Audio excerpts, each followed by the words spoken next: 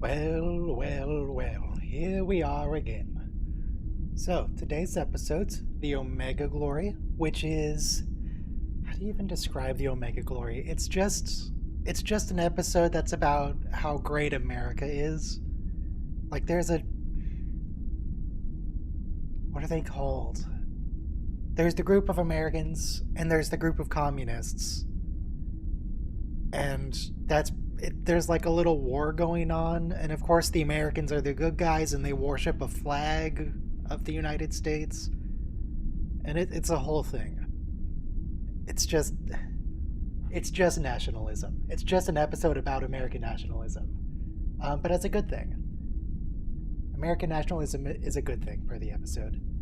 What's next? The Ultimate Computer, which is further evidence that maybe Starfleet was right actually to just be wary around synthetics, because it's one of many examples where a computer goes off and murders a bunch of people. It seems that's sort of a common recurring thing with computers. This particular computer was created by Dr. Richard, I think his name is Daystrom. It's supposed to be an AI version of the ship. The AI just runs the ship. They tried that a few times in Star Trek. It never goes well. It never goes well. It's always a bad idea. And then Bread and Circuses is an episode that's about space Rome. There is a parallel Earth development thing, and they're all Romans, and they have guns. And it's interesting. There is some questionable bits with Kirk, but overall it's a fairly entertaining episode. Mr. Clemens, what do you think of the episode The Omega Glory? What do you think of that? It's... Ah, the Omega Glory, a tale of strife and allegory. It speaks of values lost and found, much like my own musings on the Mississippi. A gripping yarn indeed. Go on. As for weaponry, I reckon even the Yangs and Combs might think twice if faced with the persuasiveness of a Colt 45.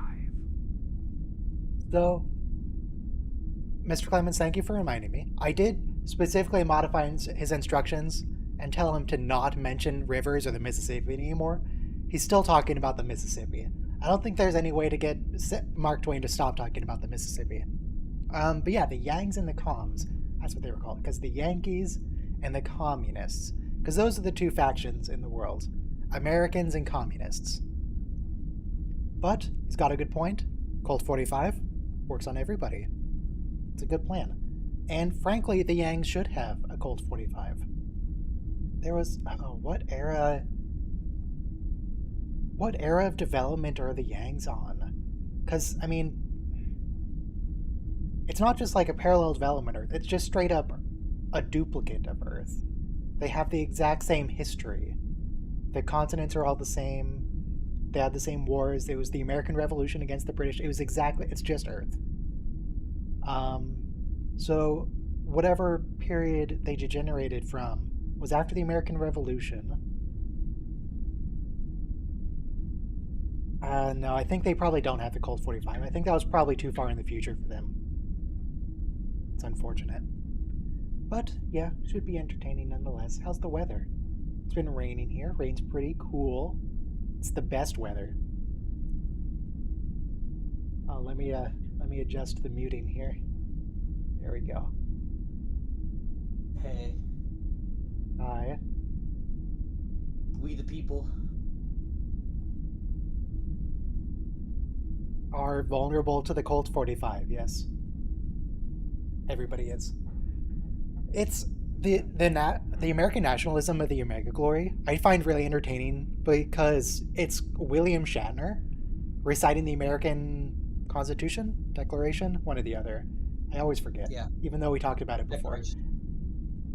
Declaration. But William Shatner is Canadian. Yeah. I mean, I know Captain Kirk's from Iowa. He only works in space, but I wonder how Bill feels about it. Anyway, press play in 5, 4, 3, 2, 1, play. Where the grays come Make sure to the world. everything's blurry.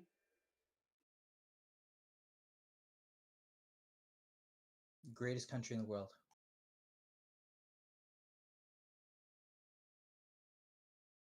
Except when we're not. Object? What do you mean object ahead? Oh, you mean the vessel. Okay. I thought he was referring to the planet as an object. Like, Sula, come on, man. Will Shatner AI? I don't know if I want Bill Shatner on here.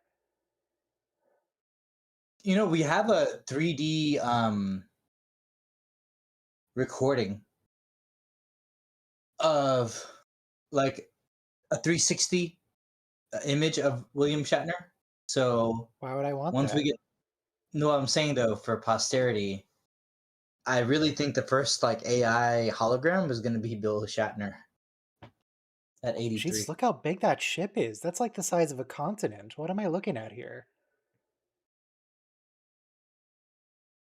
Or maybe it's just close. Is it far away? Or is Yeah, it it's just close. is it really close or is it really big? Do we have Mark Twain today? Mr. Clemens, why is the planet in this episode, the Omega Glory, why is it just a duplicate of Earth? He'll, he'll respond to that in a minute. Oh, was it The another constitution? Omega Glory, my inquisitive friend, mirrors the Earth in a cosmic dance of parallels. It's as if the cosmic author took a quill and traced another version of our humble abode. You're not saying onto anything, the Mr. Clemens. celestial parchment, a duplicity of worlds, each with its own twists Do they- and turns, much like the plot lines of my own scribblings. They turned into salt? Quilt analogy, because quilts have the same diamond, it's just a different color. Okay, but why did the crew turn into salt? What happened? How? I have no idea what this has to do with the episode. Because I know... I remember them beaming down. They have like one phaser down on the planet, and it's like the biggest weapon they've ever heard of. They get captured, and there's the American Declaration of Independence, and that's it. That's what I remember. I have no memory of this salt thing. I Yeah, I assume don't it's the remember the salt salt vampire not being involved. Yeah, I assume that's just the special effects they had on hand. Is that what happens to people who are disintegrated by phaser in this show? Because it would make sense if all the crew just like got shot. I mean, I'm probably composed of salts, you know, so I would turn into a You bunch of salt. contain many salts, yes. You're a very Yeah, salty you know, person. I am composited of different kinds of salts. I'm worth my weight in salt. That's, well, like $4? Salt's super cheap, man. Yeah, there's different kinds of salts. Salt Oh, used how to be really convenient that they expensive. can reuse the exact same sets they already have. Yeah, it's like in TNG when they have the Yamato in the Nagilum episode.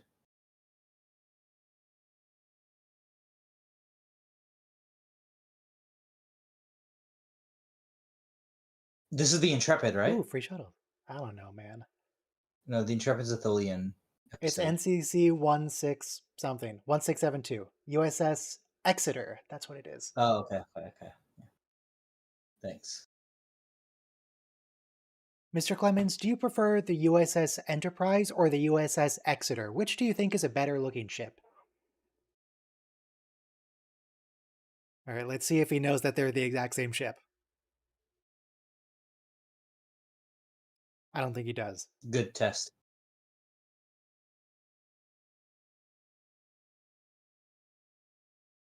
I mean, when I asked about Piece of the Action, they got no the strong reference. opinions on these futuristic vessels. But if pressed, I'd say the USS Enterprise catches the eye. like a well-crafted novel cover.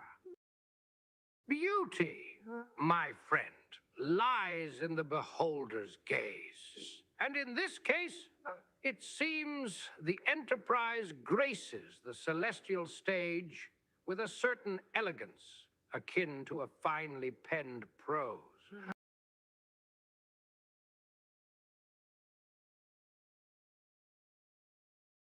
Okay, so he thinks the Enterprise looks better of the two identical ships. Also, this is this. I don't feel like this is accurate biology. How I so? mean, I know we have a lot of water, but like, Yeah, we're surely we're probably more than 2 cups of salt. Surely. we're ugly. We're ugly bags of water.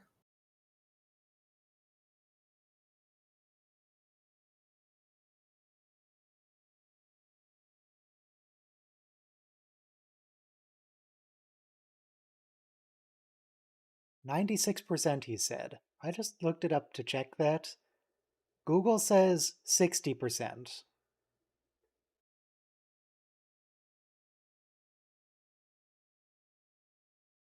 Captain Tracy's what? Oh, very conveniently timed death to add to the mystery. We'll never know about Captain Tracy. Oh, no, I know where Captain Tracy is. Captain Tracy's the... He's hanging out on the planet. He's a traitor or some such. Whatever the exact percentage of water is, and you know, everyone, you should go bump up your water content. Maybe get a drink. In any That is case, a it's way less than 96%.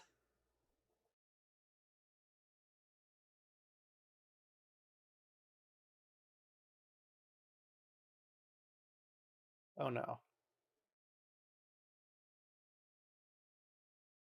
No, actually, this is fine. Yes, kill him. His ancestors are smiling at him comes. Can you say the same?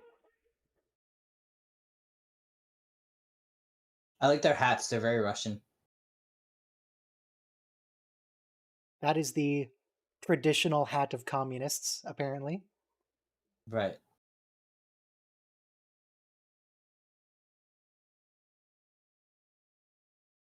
Ah, Ron and the comms. It's a ron-com episode. Okay.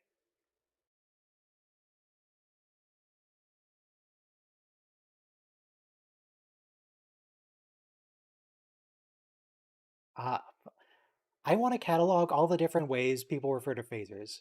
Because we have heaters, we have fireboxes, and I feel like we have a few more that I don't remember. Also, Tracy, have you tried just like talking to them because they speak English? It's another Prime Directive episode.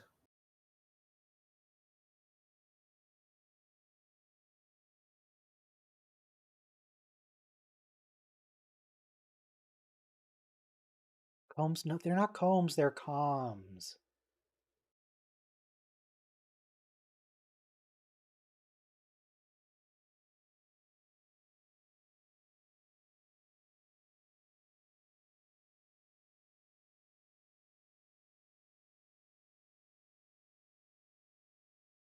Wait, does this count toward the counter? It wasn't the Enterprise away team, but it was an away team. But also, I don't know how many people were on the ship Yeah, we didn't see him beam or on down the away either. team. We do have a red shirt here, so I think we're going to get at least one death. I don't think they're going to behead him. How is this red shirt going to die? I don't think this show is willing to behead people on screen.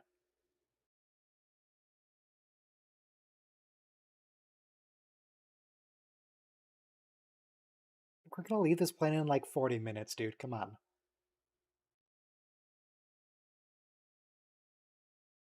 I like this. Wait, this isn't the Bread and Circuses episode. No, this is Sorry, the American this is the nationalism episode. the. Sorry. I'm still on the thing where, like, the Roman praetor is saying, "Kirk, you're a real man because you're like resisting the torture," which is another Prime Directive episode. So like 3 in a row, basically. Yeah, this whole season is Prime Directive episodes. Yeah, every Gene alternate Earth is Roddenberry a came prime, up with like 3 plot lines, and we're and just cycling through variations of them. and we have 4 different shows, like 7 different shows that reuse them also. I mean, Prime Directive sort of stopped being a thing after TNG. Voyager does it a couple times, but more like lip service to the Prime Directive.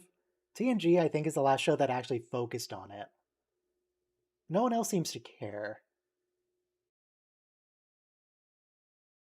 Probably because we've already had 1,000 episodes about it.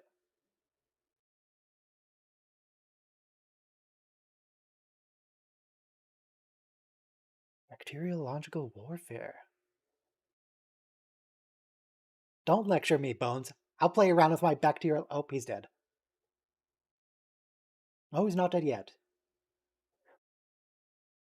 Once again, a nice call forward to lower decks. We live in a spaceship. Nobody's dying by a spear wound.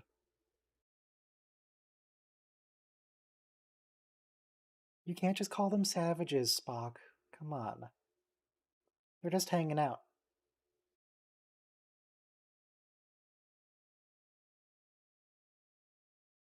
Oh no, he's fine actually.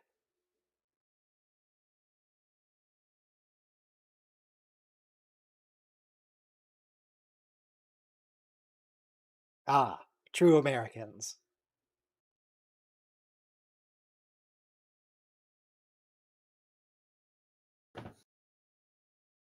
Yeah, Strange New Worlds goes into this too. Basically, communism and capitalism are 2 sides of the same coin.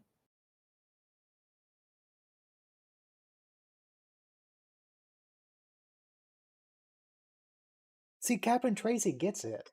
You got a phaser, you gotta use it. Come on.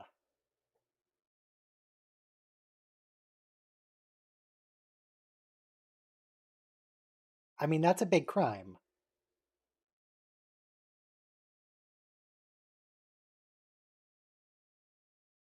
I do appreciate that, at least for the time being, the show is on the side of the people who aren't Americans. Yeah, The it's a good show plot is reveal. treating the non-white people as the good guys, which is frankly in direct contrast to several other episodes.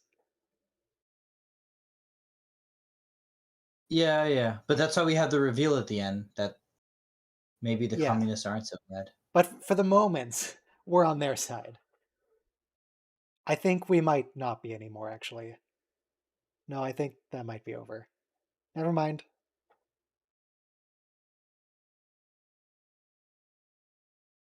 It was nice Yes. while it lasted. Good. Well done, Tracy. A little bit of a waste of power because that was on an excessively high setting. And you're out of power packs. But alright, I appreciate the thought. 30 away team members have died. I'm not going to count the people of the Exeter because it's an unknown quantity.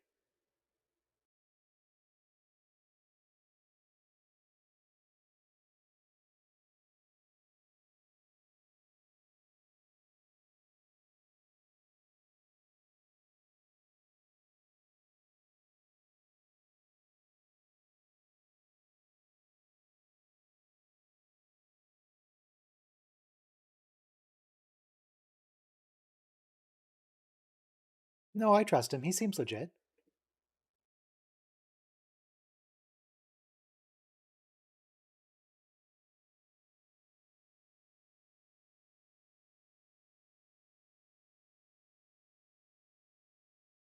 Yeah, seems legit.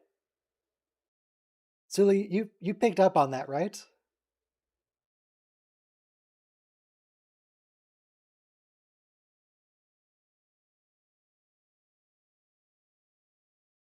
Whoa, whoa, you just said he was unconscious. Make up your mind, Tracy.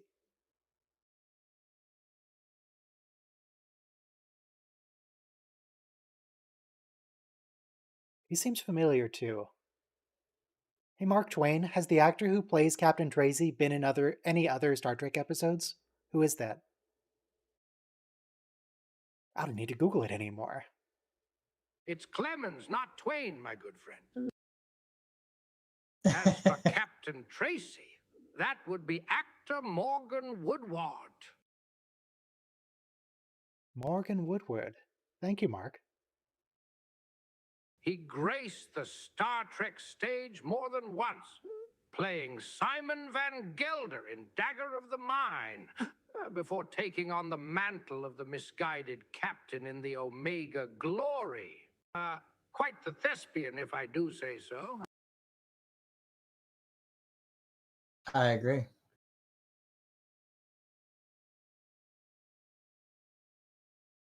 How's the volume on Mark? Because he's still quiet for me, but I tried to boost him on the output. Um, he's just a hair less than yours, which isn't too bad. So, I mean,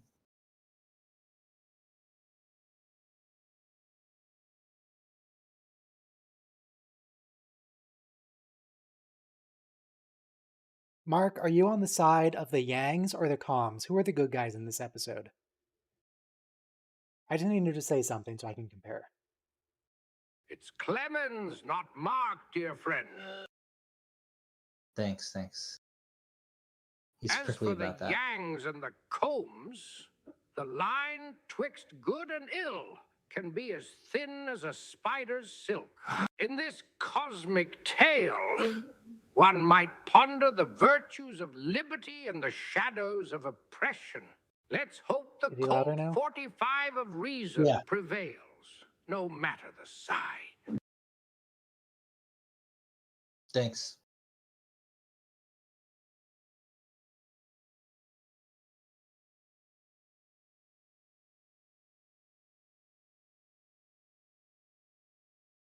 Oh, for sale. Oh, I think I made myself too loud. Test audio. Test 1. Okay, that seems accurate. Okay.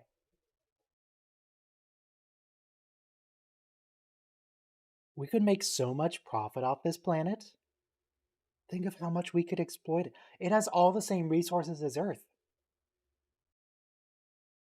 Yeah, we would do pretty well. Except this Earth is better because it's the immortality Earth. And we misinterpret the Constitution. Well, the Constitution. I mean, I don't know about the context of this episode with the Constitution, but the Constitution was originally intended to be rewritten like every generation, and then we Right. just didn't do that. And now it Right. doesn't Right. really Right. make sense in several places. Right. And also, like, it had the mechanism for a constitutional convention, which we Yeah, we don't kind do of that like. anymore. We totally forgot about that. Because But now it's like a holy document. all the states are supposed to like have their own convention, and if the people in all those conventions decide to pass a law, it becomes part of the Constitution. And like we haven't done that once in 240 years.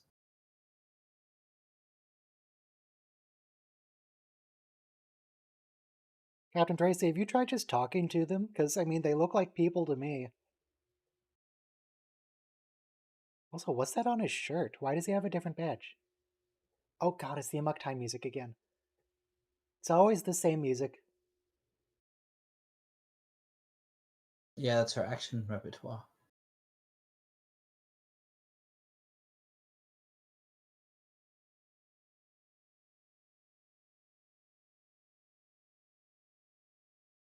I like the jail too. Totally out of a Western.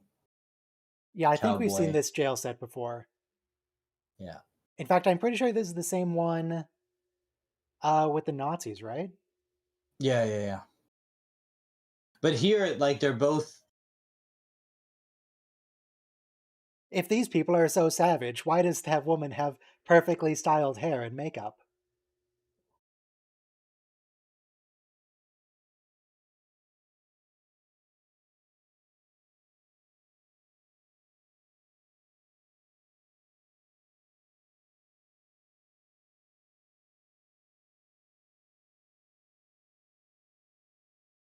Okay. Pretty exciting action sequence. It's a different sort of fighting style they do on TOS compared to the new shows. In TOS, they very often do a thing where like someone's held in a headlock and they're like struggling to Huh? get the other person's hand off them, and it just lingers on that shot for like 10 to 20 seconds. All the new Yeah, shows are all like acrobatics. yeah, Nobody's held in place. for sure. There's fighting in the new shows? What? Did you Yeah, see the welcome, Robo? Did you see the old Dune Ryan from like 70, 86? I've never seen any The Dune of old anything. Dune? There's several versions of the old Dune. Oh And then there was wait, also I a made for TV movie. The there's David Lynch also one. Emperor Battle for Yep. Dune, which is an RTS The game that I Dave played as a kid. There's multiple versions of the David Lynch Dune. They re-edited it, and insisted they take his name off of it when they re-edited it too. Hey Mark, So have you ever So seen David Lynch's Dune or Mark Lynch's or whoever it was? Mark David Lynch. we're Who's talking Mark? to the Samuel Clemens bot. Clemens, not Mark, my friend. Is that all you got to Samuel say about that? Clemens. Now, as for this Lynch fella and his rendition of Dune, I'm afraid I'm a bit out of my depth in the cinematic currents of the future. My expertise lies more in the art of weaving words on the written page.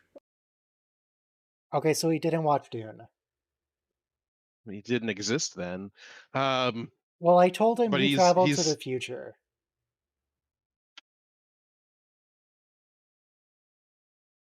As far as he's aware, this Mark Twain was instructed that he traveled to the future, like in time zero, and then he went back into his current era, and then he time traveled again to 2023. That's what I told him. our 2023 Yes. or Star Trek's 2023. I told him he traveled to our 2023, and he thinks Star Trek is historical documentary. Is it? Sure, why not? I'm pretty sure when we Okay, launched the maybe first you weren't just so dumb. galactic, Maybe you can pick it up. I'm pretty sure when we launched the first galactic union, we're gonna call it the United Federation of Planets. We're like Galactic Unit. Union. Mm, Union. God, yeah. Bold assumption to think we're going to get there. Yeah, I'm pretty sure we're gonna get eliminated by one of the great filters. Ourselves. We're such a good filter. We already filtered out a bunch of other species. Why not ourselves? I think we've probably already done it. Well, the It's robots just that We could come back slow to from it. respond. the robots that take over after we're gone, they're gonna form a galactic union called the United Federation of Planets. So I picked up Popeye's chicken, and when I got there, a bunch of police cars arrived, and they were talking to somebody. So just a regular day at Popeye's chicken. Ooh, Okay. shit. What happens at Popeyes? Why are people. What? Yeah, a lot of going ons at Popeye's chicken. Usually in bad areas.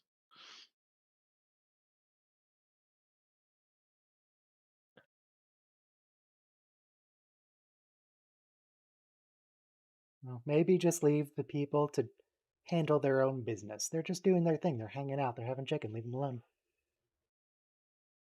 I just go for chicken. I'm just saying. Oh my god, he has a I voice. don't. I. A heavily filtered voice. They're Freedom talking is to a one of his manager. holy words. I remember that.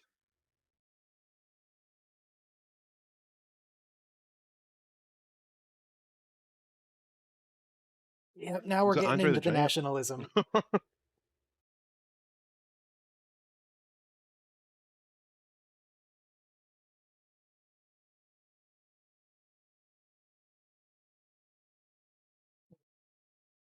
Well, they just came over to visit.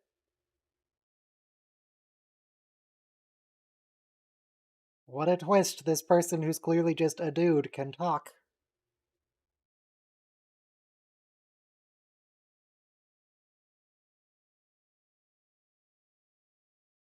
Hey, man. Oh, the chicken's pretty good today.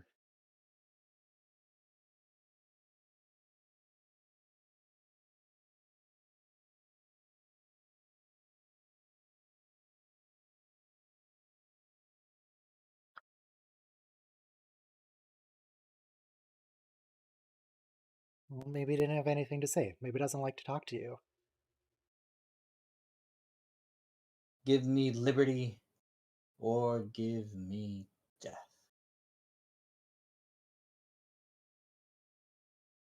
Okay, now hit Kirk with the stick.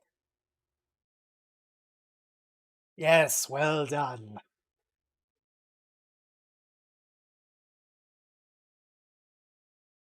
Though, maybe it would have been prudent to wait until you had all of these out before whacking Kirk, but alright.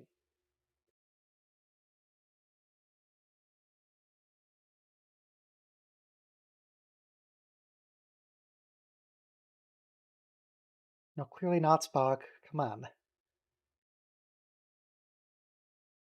Oh, I don't really want to do a Bill Shatner voice, but I could do a Spock AI voice. We could talk to Spock. Why don't you want to do a Bill Shatner? Because Bill Shatner sucks. Why? He's a jerk. Nobody likes him. Why? And by nobody, I mean me. Why is he a jerk? Did he Bill disappoint you? Shatner's voice is a little more annoying because like the overacting is a little bit like I wouldn't want his voice as my companion all day. I'd much rather have Leonard Nimoy. Like Mark Twain, if he how told do you feel about being replaced with Mr. Spock as a Star Trek viewing companion? He's gonna have to mull that over. God, It's okay, I Clemens, called him not Twain. Twain, my friend. As for God, this, I Mr. know. I should take out that part of his Spock, script where he I keeps correcting me. reckon his logical musings might be a touch too dry for my taste. A good yarn needs a dash of human folly and the unpredictability of emotion, like a twist in a river's course. Samuel, I told you to stop mentioning rivers. Please don't talk about rivers or the Mississippi. I told him. Or steamboats? My apologies, kind friend. I shall steer clear of river talk henceforth. Now, what He can't other help cosmic himself. queries do you have for this Steer humble clear. time-traveling scribe? Yeah. Can't help himself, dude.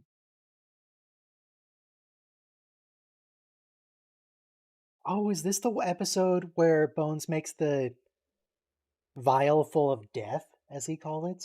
And he injects himself with it? Or did. Wait. Are you No, no, that basing was the your episode opinion with of the children, where Kirk flirts with a teenager.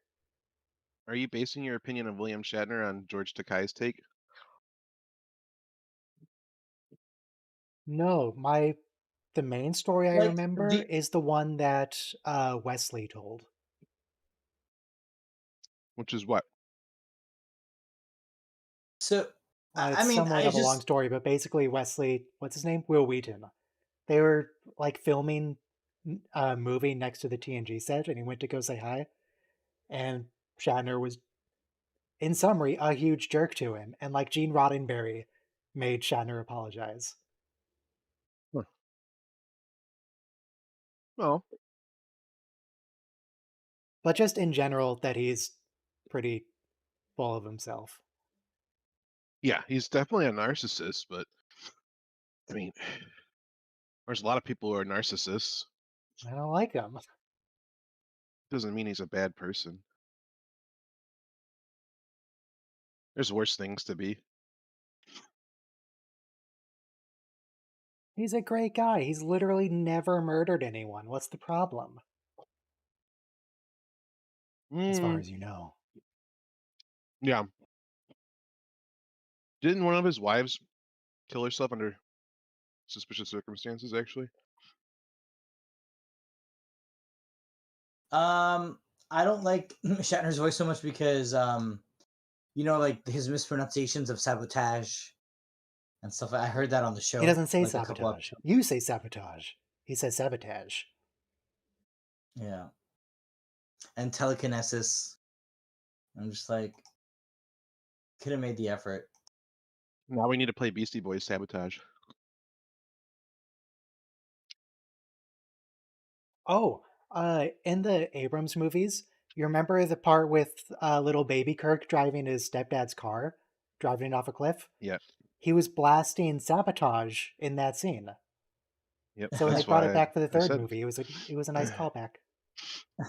Yeah, the Abrams movies established that Beastie Boys exist in the Star Trek universe, and they reference Mr. Spock before he Yeah, that's existed. fine. So, That's probably just from one of the many, many times they traveled back in time.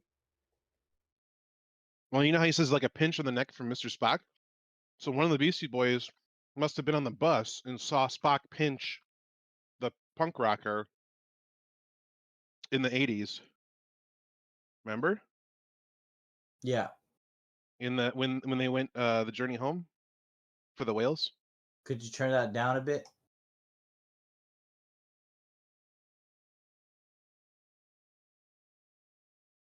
Why go through the trouble of beaming down hand phasers? If we're gonna murder them, just phaser them with the ship. We can take care of their whole civilization in like 30 seconds. Stun the hole. Is Uhura just gonna refuse because protocol?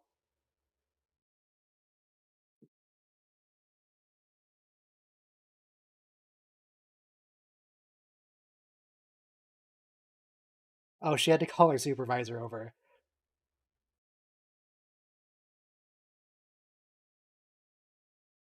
Let me talk to the manager. Let me talk to your manager. Wait, why is Sulu in charge right now? Isn't Scotty next in command?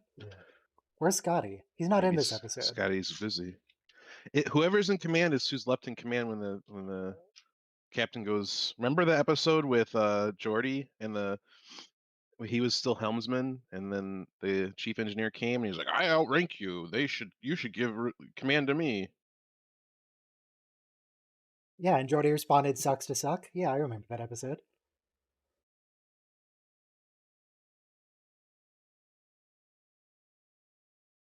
I wonder what that symbol is on the cart, the big cloth. Is that an actual thing? Is that an Earth thing? Or is that something they made up?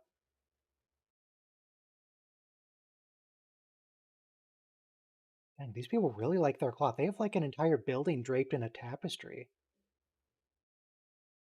Behind Kirk right now? What is that? Alright. Kirk, there's an axe right there, center frame. Come on. He probably doesn't even have power in the phaser anymore. Yeah, see? He just used to. Remember? This was the whole conversation. He used all his power murdering Yankees.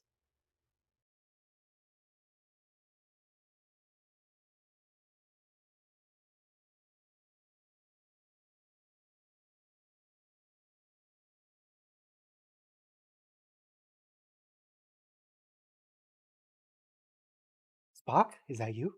Or is it Yanks? Huh.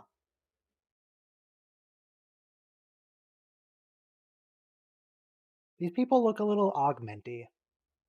Mostly with the wigs. The blonde wigs. True.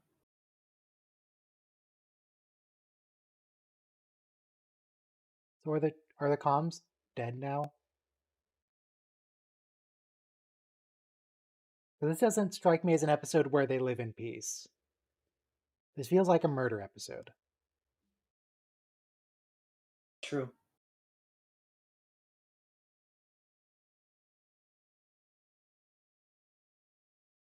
Hey, Sam Clemens, what happened to the comms in this episode? Did they all get killed?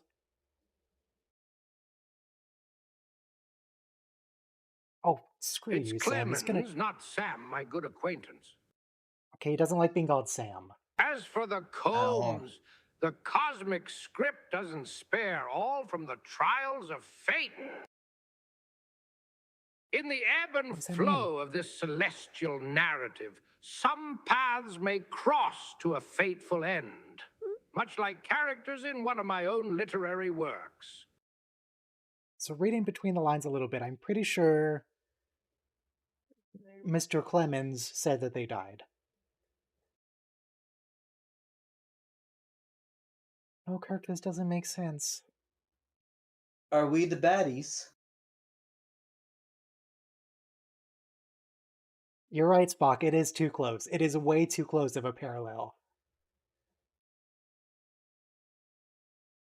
Oh, the Asiatics? Okay. Yeah, there's Americans and the Asiatics. Those are the two groups of people. Okay. And everybody who's not American is a communist. Okay.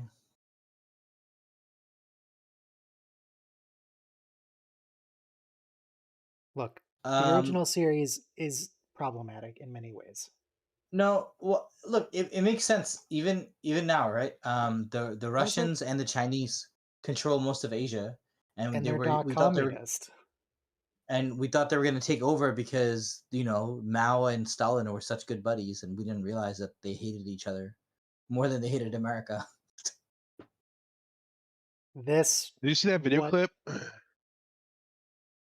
The I've seen many video clips. Did you see the video Sorry. clip of Putin and Xi the Jinping. the dictator from North Korea, and they're Kim at Jong-un. dinner, and they're both holding a flute of champagne. And Kim Jong-un, isn't that his dad? No, that was that ill? Was Kim Jong Yeah, Il Kim Jong-un's dad, Kim or is that Kim Il Sung and Kim Song Un, who's and Kim this is Jong Kim Jong Il? Il. Yeah, Kim Jong Il is the son. Anyway, Okay. they're both holding a flute of champagne, and they're like awkwardly looking at each other, like, "Oh, are we gonna drink this now? You first." Like a There's no vorta. trust. Right. That's delightfully toxic, isn't it? Soma, how do you feel about the holy words? Praise be Which to George ones? Washington. Uh, Wait, who wrote this again? it's very interesting to use the Constitution as holy words in this. The the reason why we won the Revolutionary War was because we had a 6 Thomas foot 4 Jefferson guy with his sick prose. That's why we won. with a menagerie of horror in his mouth for teeth that crossed the freezing Potomac River at 3 a.m. Christmas morning to murder all the British. Oh, did you catch how he recited the Pledge of Allegiance? This predated that that movement to add under Under God God. in there. Mm-hmm. Indivisible with liberty and Yeah. justice for all. That's it. Yeah, we should remove the under God. Yes. I can't believe we Soma, E you pluribus don't get to unus have an say this. opinion, was Yeah, so I'm Soma. sorry, good. Soma. Your country doesn't even have a constitution, so you don't even have any. We do. We You have actually do have a The constitution. Magna God, Carta doesn't haven't you count. ever heard of the Magna Carta? Come on. okay, 1215, and it addresses like how the nobles treat the king, the burgesses coming from the towns. It doesn't really say anything about democracy.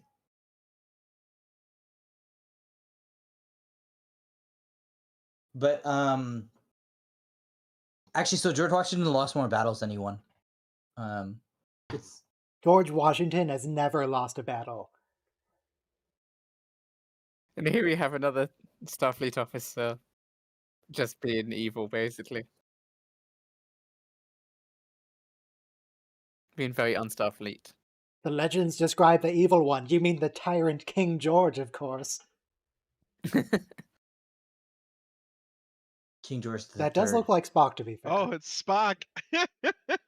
Yeah, no, fair. Probably It's a was fair just drawn comp. based from the Dudley Warriors spot. I'm on Tracy's side now.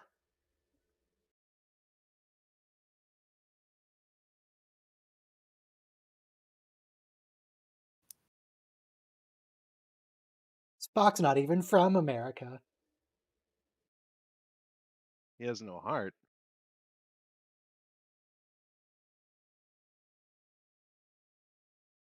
He has no heart.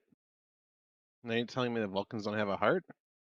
Because he's Or going they to listen to his like chest and not hear circulate anything because it's down in blood his by liver. osmotic pressure? Is it down there? Yeah. That would suck. It's You also it's don't down have a next to rib that cage bulge there in to his protect shirt. it. That's where his heart is. So like Quado.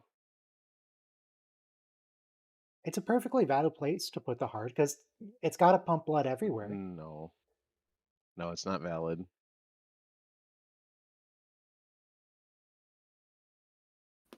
Among Us? Yeah, want to play Among Us? No.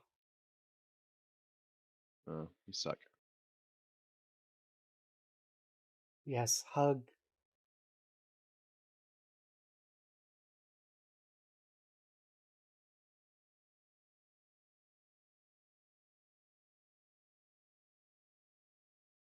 You want Spock to recite the Declaration of Independence, and that's gonna. Okay, that'll prove it.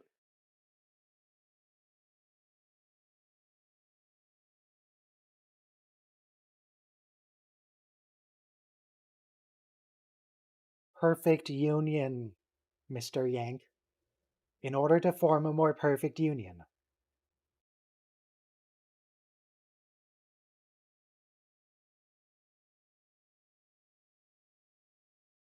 He will cast a spell on us. He just wants to kill with Spock now. That's all he Who wants. is this? This guy is a deranged officer. Yeah. Again, he played another deranged officer in a different episode.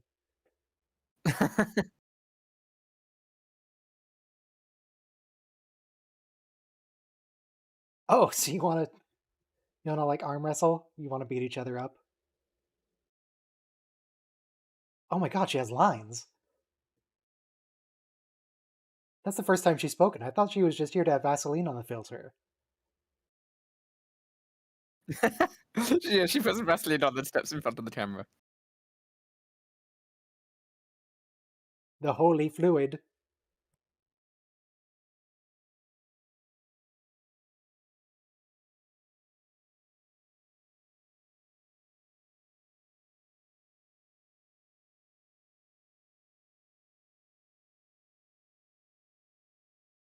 What does that mean?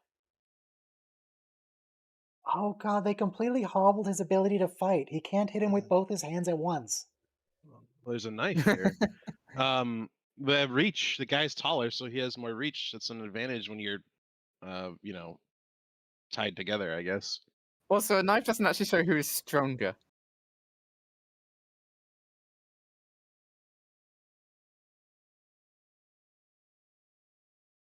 Oh, Kirk, stomp on him. Oh, poor extra had to get out of the way.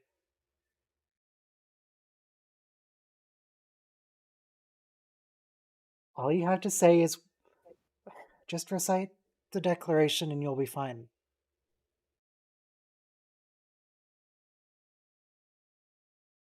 Yeah, why didn't you just do that? It seemed like that would be ideal. Oh, I'm you sure want me to Spock read this knows to prove it. I'm Spock not using his evil? mind Okay, powers again. done.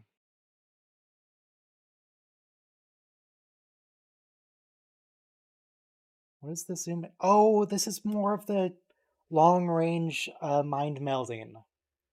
Yeah.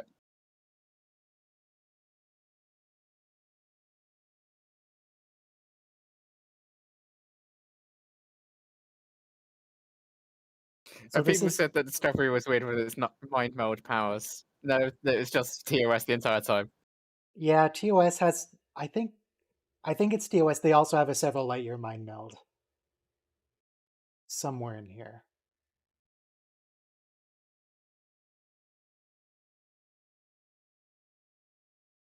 What's she doing? She's being mind controlled to call the ship. By Spock? Yeah. Remotely? Yeah. Spock has that power in TOS, don't you remember? No.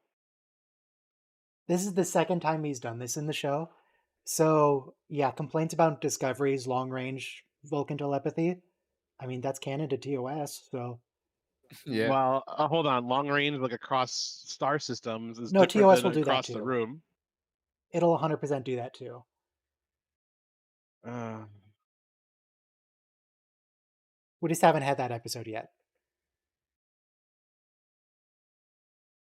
Also, the Betazoids do that.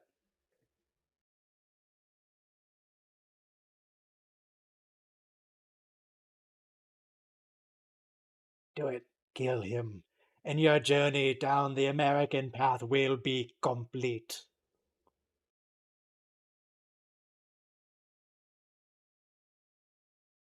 Well, you could have had better timing.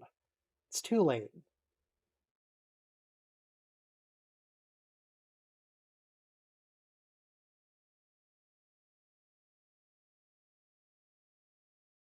Man, nobody's named... Men aren't named Leslie anymore. What happened there? Wesley Crusher. Not Wesley. Leslie. Ah. Not sure.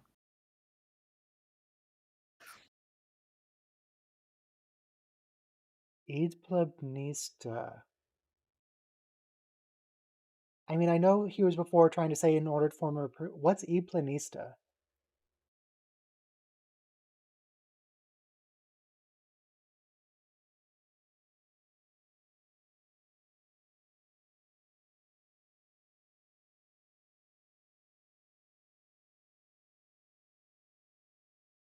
Oh, is it just independence, but they did the V'ger thing where some of the letters are scratched out?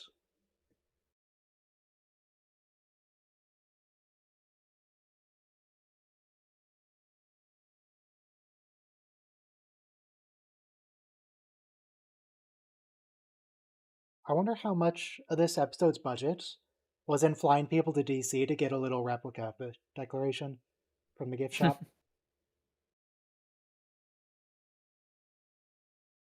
Before or And since? And is what? yeah, the very, very American-centric episode, this. Yes. Greatest nation on earth. But the fact that he said this is the greatest document ever written, including the Federation Charter, that's fun. And the fact that the Federation Charter wouldn't just straight up copy the words "We the People." Like, the Federation Charter is written for the people of the Federation, and is based on an American-centric show, so of course it would actually use the words "We the People."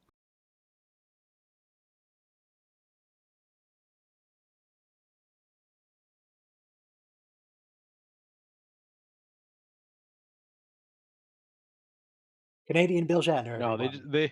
they just apply to the people we like. Yeah.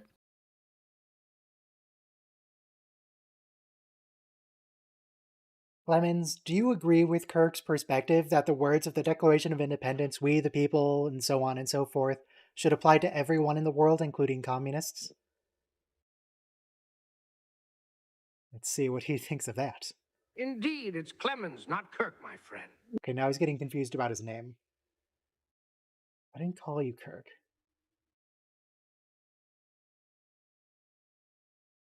As for the sentiment expressed, the notion of equality and unalienable rights extends beyond borders, akin to the flow of a mighty river. What does that Whether mean? one hails from the shores of the Mississippi or distant realms, the principles of liberty should cast a wide net, embracing all under the cosmic quilt of humanity. What does that mean, Clemens? Unalienable rights, even the very term is racist, extends beyond borders akin to the flow of a mighty river. What are you talking about? Rivers don't acknowledge borders, artificial lines drawn by people on imaginary lines drawn by people on paper. So they, But they the river will definitely keep have flowing borders. They move them. You're talking about like the shore of the river, like the Yeah. the river doesn't obey your laws. The river does what it wants, man. It changes. Every instant. Every moment of time, the river is changing. Okay. Look, the next episode is The Ultimate Computer, which is it they tried once again to make AI control the ships and it goes evil and kills everyone. That's what happens. Yep. They keep doing this, it never works. It's always a bad idea. Frankly, we should go with the Battlestar Galactica method. No networked infrastructure. Dude, I agree. Have you seen Leave the World Behind yet? I've read the book The World We Left Behind, but I doubt that's related. Well, it is based on a book, but I don't know if it's. I thought it was the same name, but you should definitely read it. Maybe we should do a watch party. Well, for now, press play in 5, 4, 3, 2, 1, play. Because the book The World We Left Behind is just like describing what would happen if humans just suddenly disappeared. Like, how would our infrastructure decay? What would nature do? Yada yada.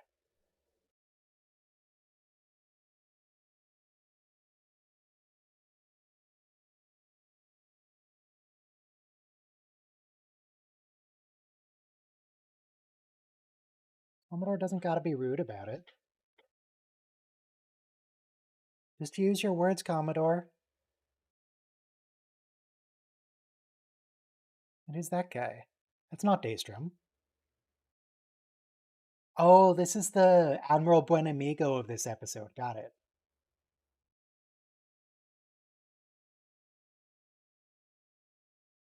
I can't believe they named a character Mr. Good Friend and then turned him into the villain. You can't do that.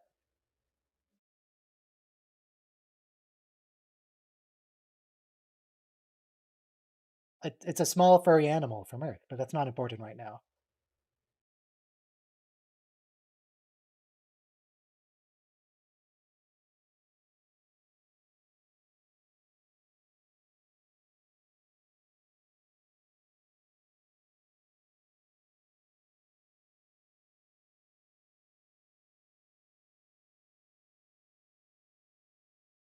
I'm going to be honest, that doesn't actually sound that impressive.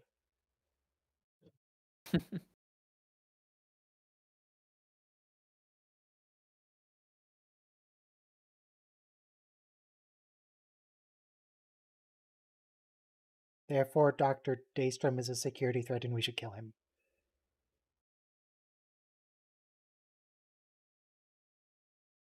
Oh my god, this is the exact same episode. This is Buenamigo.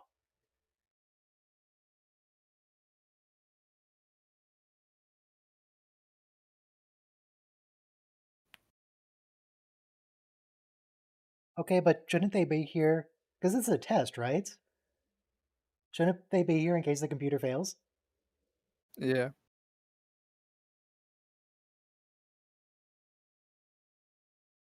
I should also set up a separate computer loop just in case. And it's going to definitely have a manual override, right? Where they can just hit a switch and it dies.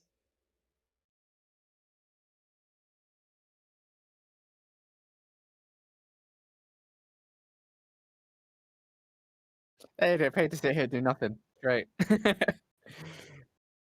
AI's going to take our jobs.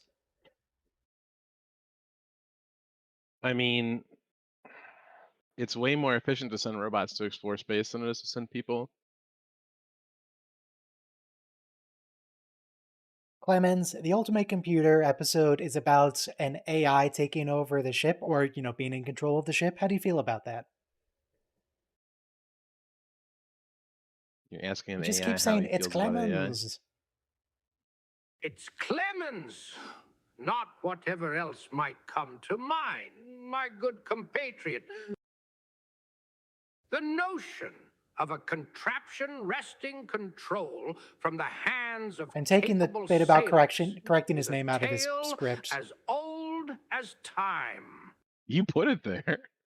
Yeah, now I'm taking it In the out. realm of star-faring vessels, one must tread carefully, for even the most advanced machinations may find themselves vulnerable to the persuasive power of a Colt 45. What are you talking about? He's gonna shoot the computer with a Colt 45? That's his plan? Alright.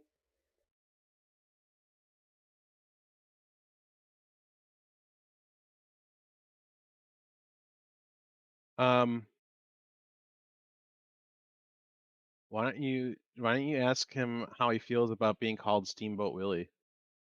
I'm not gonna do that. I'm not gonna get him on the river subject again.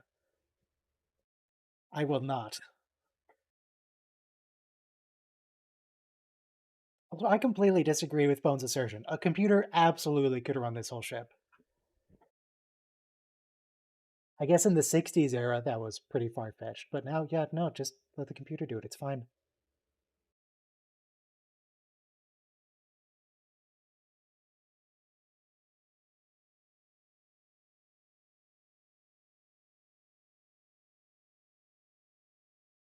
Oh, Scotty's back in the episode. Nice.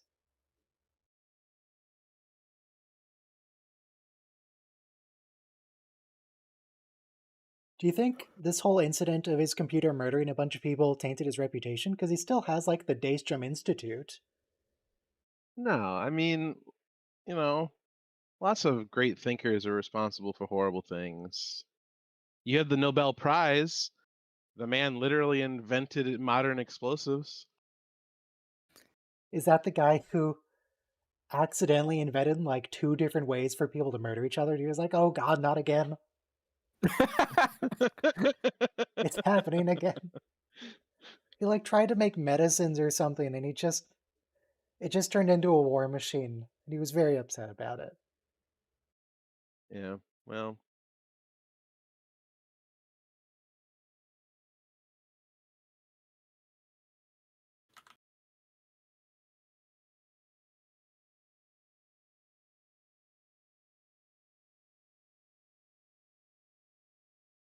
Where is he from?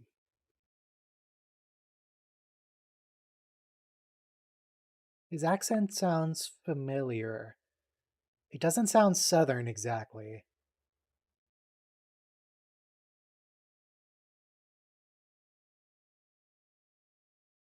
no, whoops. Vaguely East Coast? Thanks. Who is this guy? Ah, Selma, remember when we were trying to play Stellaris and every Yeah. time you connected, everybody would disconnect and it was because of game first and you're like, just turn it off. And you're like, I want to use it. Like, it doesn't do anything. Turn it off. True. So this actor is from Gary, Indiana. He sounds So like he's not from East Indiana. Coast. It's from Indiana. Have you been to Indiana? No. Though I have heard many horror stories about specifically the town he's from, Gary. Um, so one job I had, it was for a tier one auto supplier. We, at the time, we didn't have a lot of the engineers left the program, and so it fell to me to pick up a lot of the slack. And whenever we had a revision for the part, a modification to the tool, I'd have to go to the factory in Indiana with the new tool or the updated tool and make sure that the operators install it correctly in the machinery and that they're actually making good parts and stuff. And basically, I would drive for hours and hours and hours and hours and hours, and then get off the expressway, and it was just cornfields for, as far as you could see. And I was driving for hours and hours through cornfields to get to the factory, and it was So just Captain Kirk and Richard Daystrom have that in common. They just come from corn, Iowa and Indiana. They're both just corn.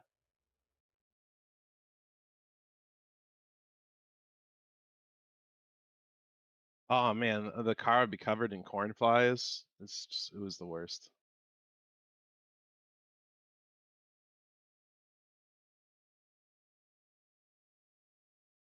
I'm talking about AI in terms of losing jobs in 1960s. They take our jobs.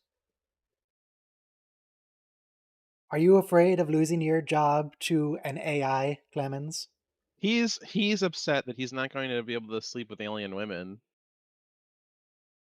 It's Clemens, He's not a gonna have to get concern a of losing Winnebago. my job, my friend. He's gonna need to get the space version of Winnebago and go The around quill meeting and alien women. parchment may give way to the march of progress, but the art of storytelling is as timeless as the constellations above.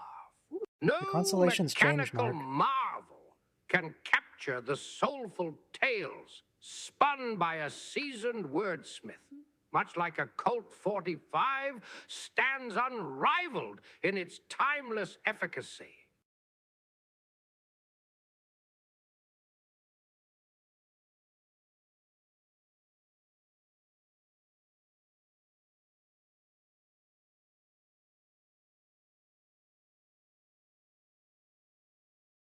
Kirk, don't be rude to the computer.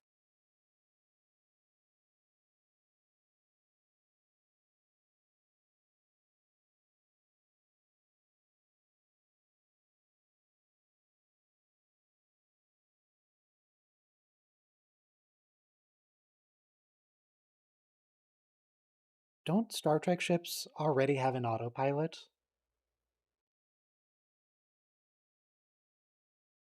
I know in the JJ verse they do. And I think by TNG they do.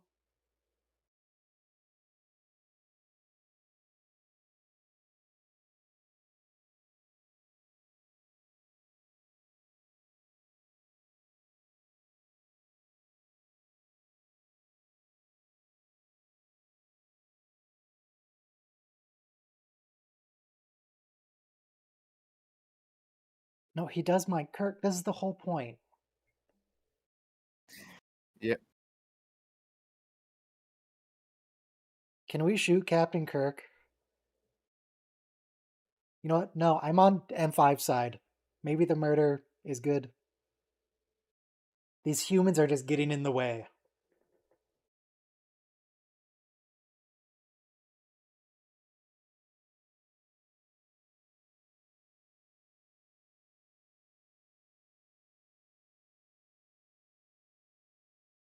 How do you feel about the updated effects in the remaster? They're good. Most of them are good. I'm not arguing that they're good or what you call it, arguing against them being good. I mean, does it detract from the original experience having No. modern CG?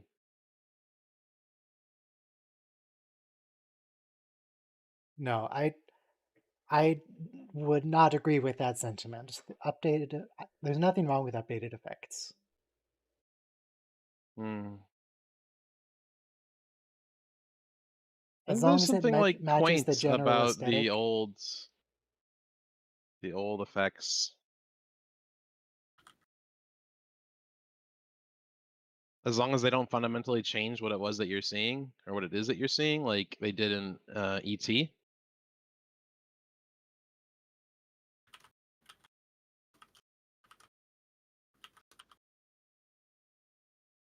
The science cheese.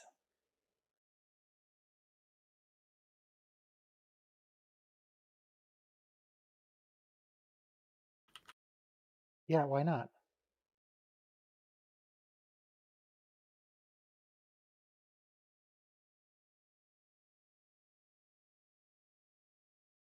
Huh.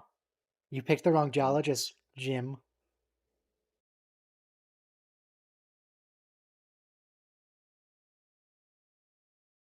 I mean, he always picks the hottest geologist. Don't make it weird.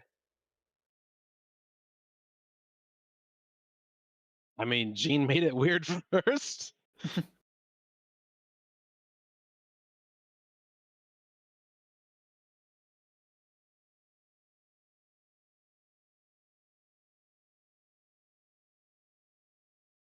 Because the captain and chief surgeon are valuable personnel that shouldn't be risked on a landing party?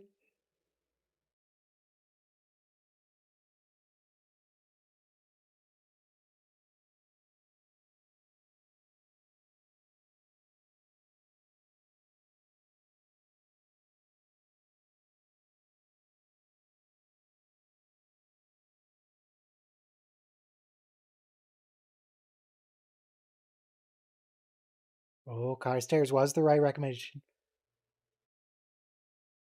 Yes. Good M5. A bit of a rude way of saying it, but It's not wrong.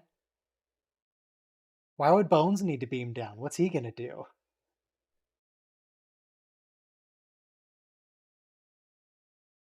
Yeah, of course it is. Yeah, of Scotty, it's course they're not turning off. necessary. Who cares, Scotty?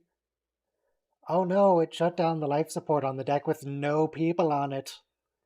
There's something that they should have done anyway, if they're not going to that deck.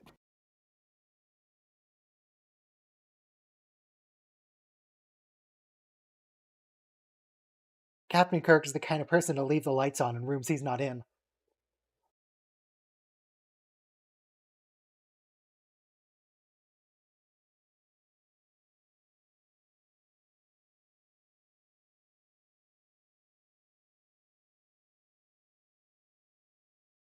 Get Spock, haven't you ever heard of...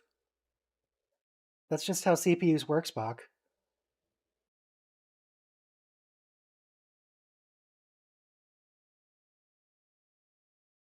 They use more power when they're doing more work. That's just how it works.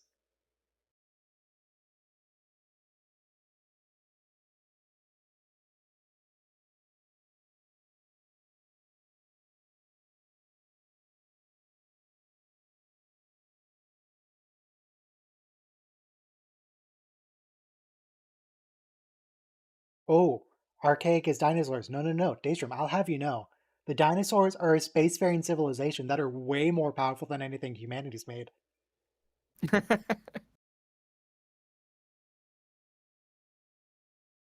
They don't know this at this point.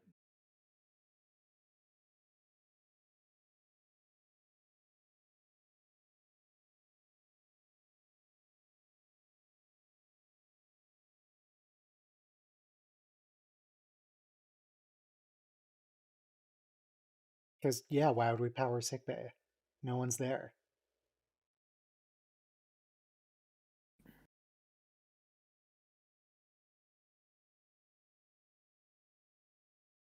Is the M5 also a surgeon?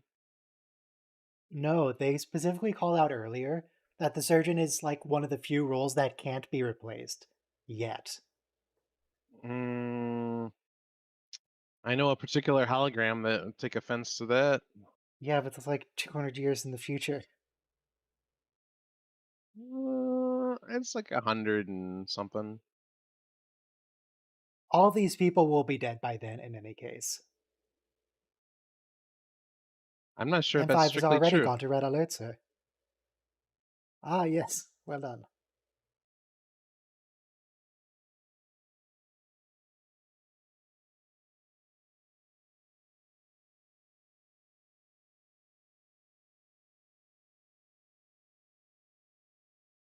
Oh yeah, Scotty's not dead. Scotty could hang out with the doctor. Actually, no, Kirk's also not really dead, is he? They like resurrected him and put him in cryo? What happened?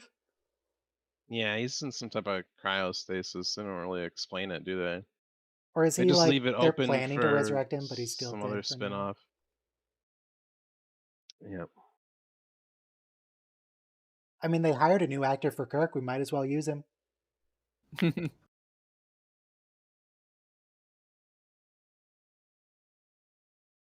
Which Kirk would it be, though? Old Kirk or young Kirk? Well, Uh, we can't use Bill Shatner Kirk because he's like 92. He could No, but keel over any minute. you'd have to get an old actor to play old Kirk because the Yeah, Kirk in Strange New Worlds is too young to be I the would be Kirk willing that's to in the bet they would use cryo. Strange New Worlds Kirk, and it was like, no, it's part of the science process. He rejuvenated to a younger state. Ugh. Any more Deus Ex Machina you can come up with? When you can play Kirk in a few years' time on the original series. They're only a few years out from the original series at the moment, so it would make sense perfectly. How old is... I want to see how old is New Kirk versus how old is William Shatner here.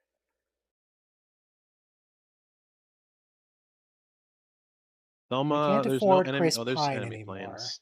There we go. I missed that, Roby. I was gonna say there's no enemy planes for me to shoot, but then there's enemy planes. Right.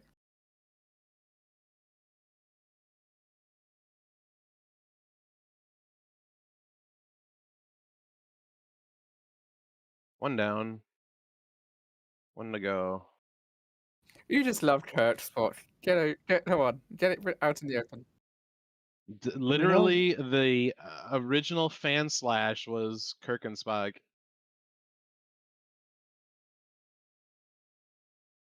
Well, The first instance of Shatner's autobiography, whatever it was from a few years ago, seems to be very closeted.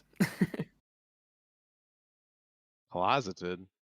Okay, so Captain Kirk I in the haven't. show. Talk. Hang on, Captain Kirk in the show is 33 years old. Paul Wesley, who's playing Newkirk, is 41.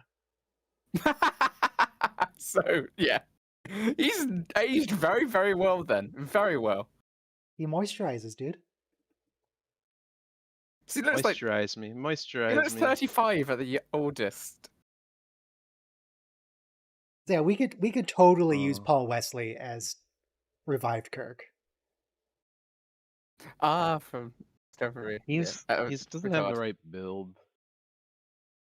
I mean, he is Captain Kirk now, though, so you're just gonna have to deal with that. That's fine. I don't have to think that every casting decision is perfect.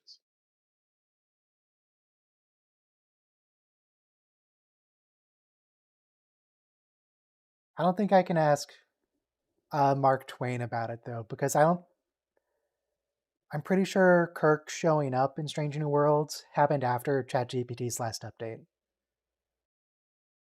In Picard, you mean? Oh, and him in Strange Worlds, yeah, both of them.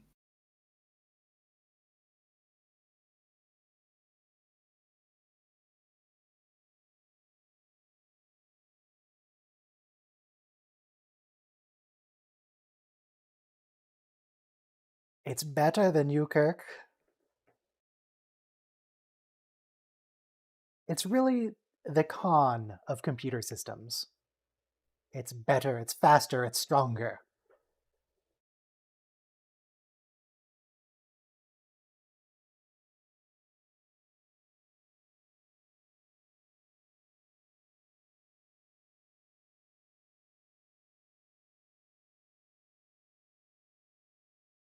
Doesn't sound like he's enjoying it.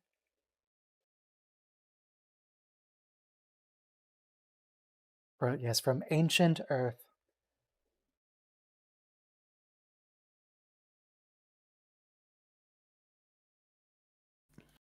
And as we all know, Star Trek is tall ships in space. We generally don't do fighter craft. Almost never in Star Trek. It's all tall ships. Well, the ship from first season of Picard is a very small craft. Basically a shuttle. La Serena? Yes. Yeah. It's like a runabout, effectively.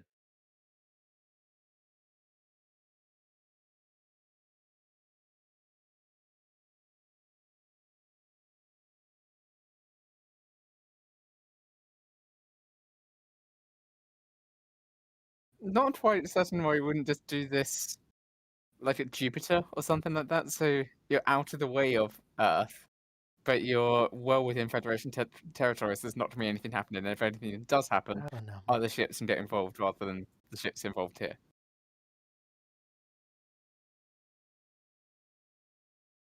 An unmanned ore freighter. Probably not a threat. I think we're probably okay. We could take the freighter.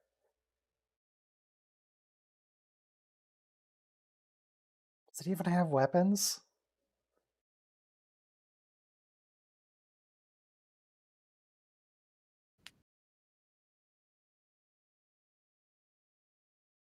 I feel like maybe you didn't actually cut power to the M5, dude. Are we sure we want all our manual overrides to just be buttons on the console? Maybe we should have some sort of physical switch. Isn't that a button on the console? No, but it's just sending a command to the computer to turn off. It's not actually physically disconnecting anything.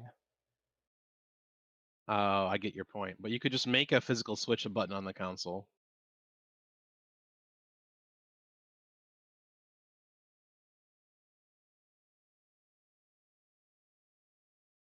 Ooh, There's no that's reason a another line button on that's the used console. in Prodigy during the holodeck bit. Photon torpedoes lock in on target.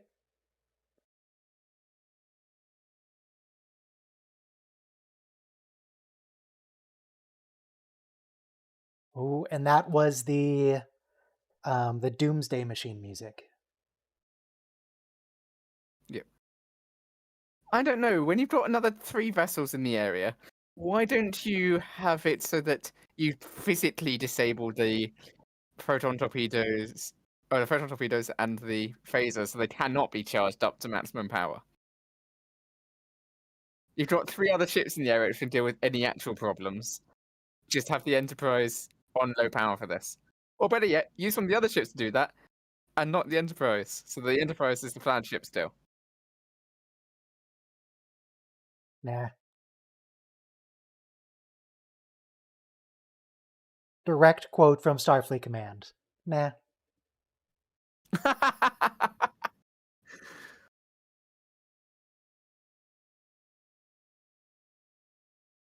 How did it build a force field? Where did it get the emitters?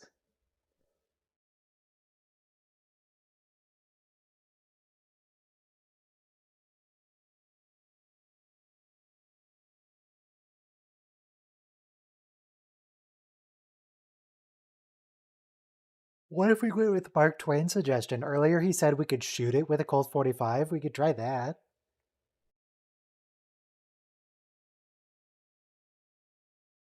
Even the M5 computer is vulnerable to the Colt 45.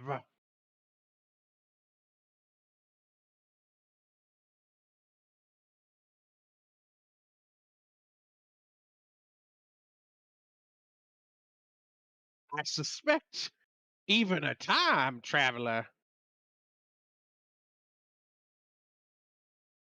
They're gonna try a physical switch. They're gonna disconnect it. What is he holding? It's the weird device which does things.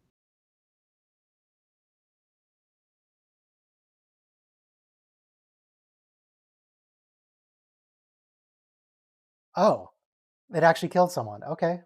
Not a member of the away team, though. I mean, they've taken everyone off the ship, and the ship's now on an away mission. No, it's not.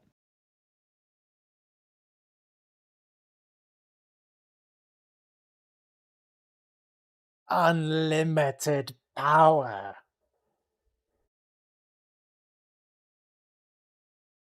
So Daystrom's responsible for this murder, right? Yeah. So, are we sure we want to have Daystrom Institute? Maybe we rename it the Larry Institute or something.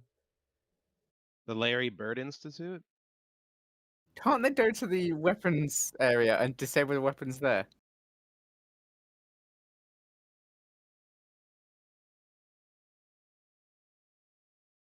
At best, this is negligent manslaughter.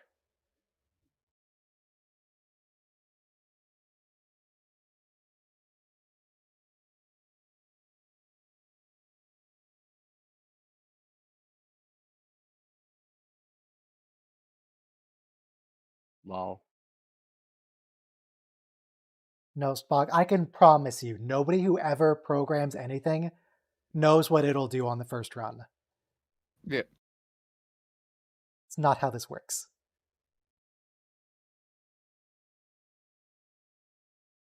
Lovely eye roll there. Oh, it's Jeffrey's tube. I thought it said Named engineering so level for 3, Matt not a Jeffrey's Jeffries. tube. No, this is literally Jeffrey's tube. This is the I know. first Jeffrey's tube. I had a plaque next to it. It said Jeffrey's tube. That's where the name came from. I noticed that it said engineering level 3, not a Jeffrey's tube. Homa. I know you're having a moment. Mr. Clemens, There is a corridor on the ship that Scotty and Bones go into to try to disconnect M5. Is that a Jeffries tube or not? It is a Jeffries tube, but they said they were going to go to engineering It's level 3. Clemens, not Mr. Whoever you might think, my fine companion. You good, Mark? As for the corridor in question, I reckon that's not a Jeffries tube, but rather a passage through the cosmic labyrinth of technology. No, In the Mark, that face doesn't of mean the anything. unknown, God. one must navigate with care, much like a riverboat captain steering through treacherous waters. No. Mark, God, No.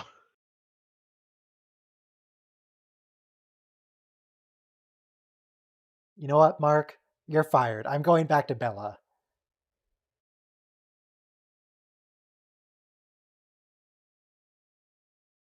It's I Clemens, not Mark, my good friend. I And reject bid your you reality and adieu with a substitute tip of my the own. hat. May your cosmic adventures lead you to shores both strange and familiar, Oh, much like the he's twists in saying the farewell. tales spun by this humble wordsmith. The non-interference principle, A.K. Did you just muzzle him? Yes.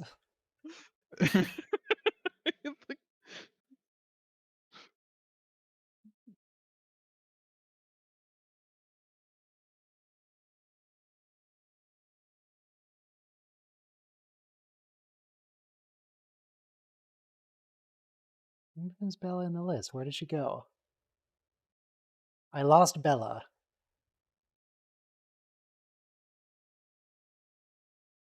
Is Lysandra a real person? Oh, can we have the actor of Cork Shimmerman? What's his first name?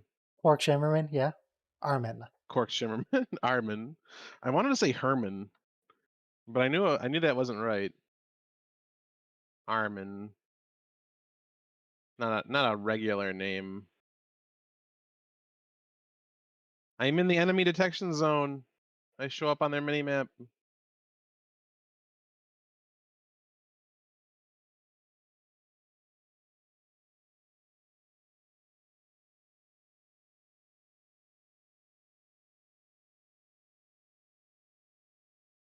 They deleted Bella. I can't use the Bella voice anymore. It doesn't exist. Ripperoni, Rip Bella. They added a new one, Lily. Let me see who Lily is.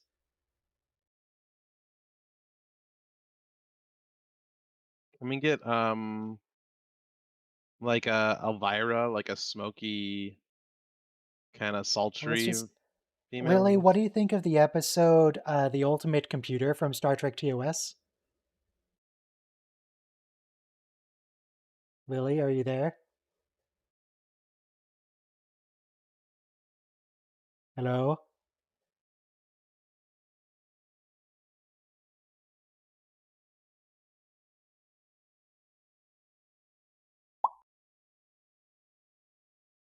Lily, say something.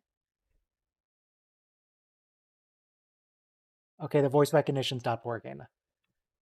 I need to turn things off and on again.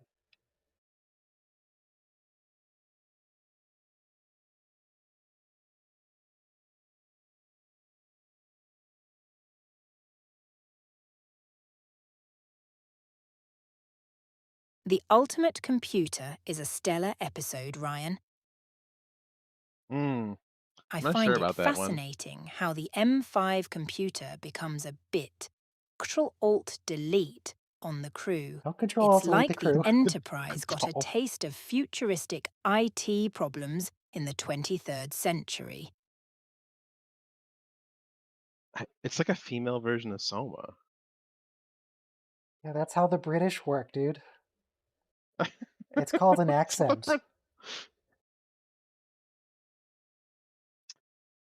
Oh. I need 200,000 silver lights to buy a plane.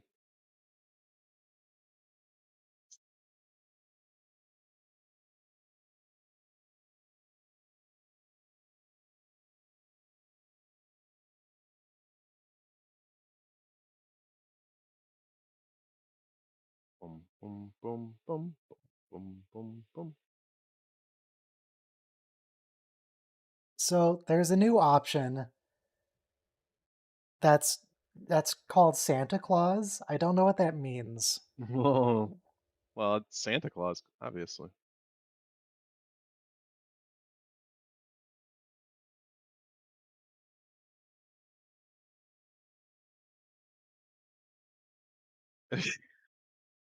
They I couldn't asked seduce if green Oh, the women. ultimate computer dilemma. Well, it's a real binary choice, Ryan. I Who's asked him that? about if Daystrom's responsible Cartoon for the villain? death of the ensign. While Daystrom's creation had a few bugs, I think the blame's not on him, but rather on the M5's logic circuits going I haywire. don't like this It voice. was a This voice sucks. tragic glitch in the system. Not Daystrom's fault. More like a fatal, logical error. Okay, supposedly that was Santa But Claus. Daystrom is ultimately responsible. That doesn't sound anything like Santa Claus.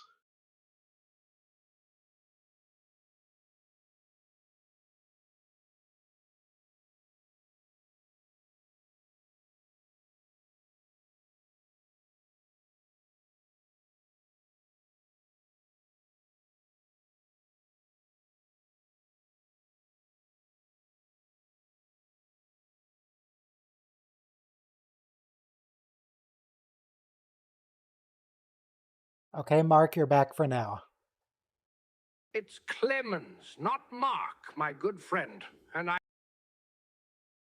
Okay, I just skipped it. He just remembered why he got rid of him.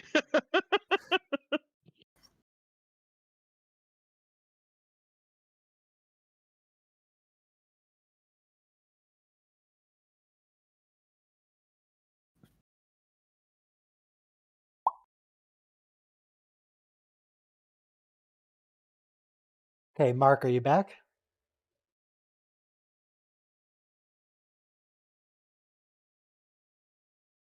It's Clemens, not Mark, my steadfast companion. I reckon my name might be as elusive as the Mississippi fog. But let's journey forth with a fresh start, shall we? What cosmic queries occupy your thoughtful mind?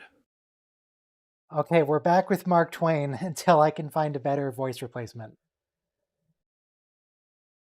Or I can just redo all his instructions again to not be... I told him multiple times not to talk about rivers. Maybe me telling him not to talk He about can't rivers just help makes him himself. talk about rivers more. It's like it's like telling a Vulcan not to reference logic. You can't do it. It's,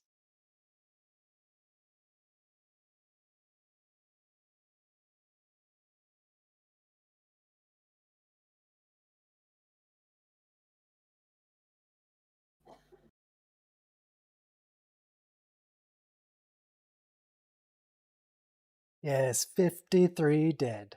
And 12. 65 deaths. Well done, Richard.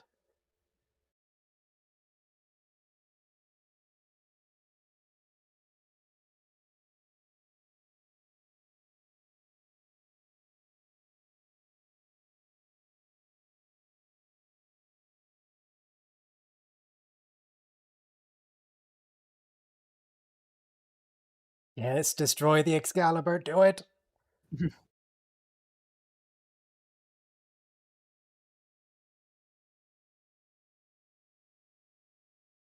That didn't seem to do anything, but alright. Yeah.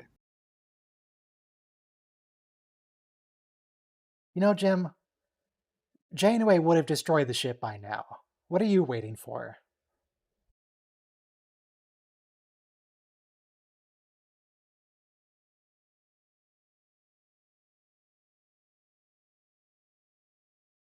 you are a murderer.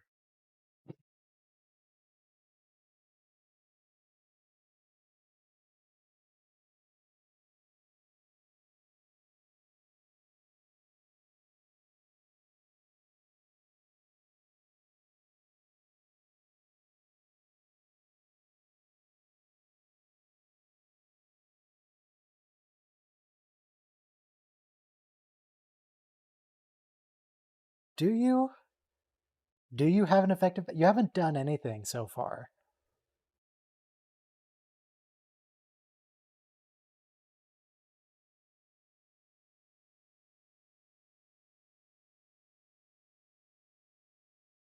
He's not worried about.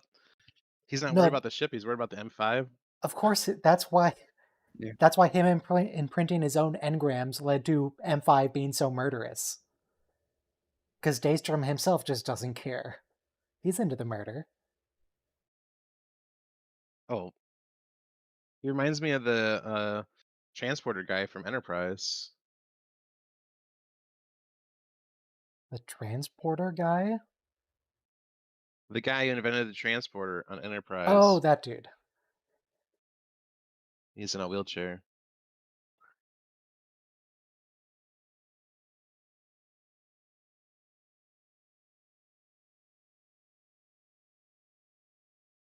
That was Dr. Emery Erickson.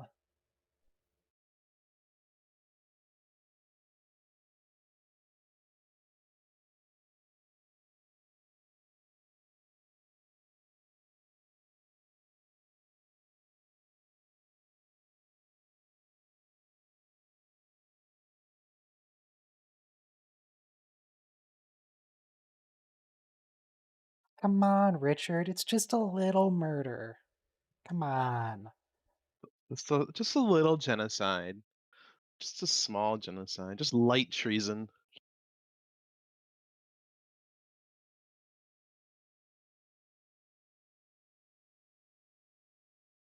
That is not a valid question, Daystrom.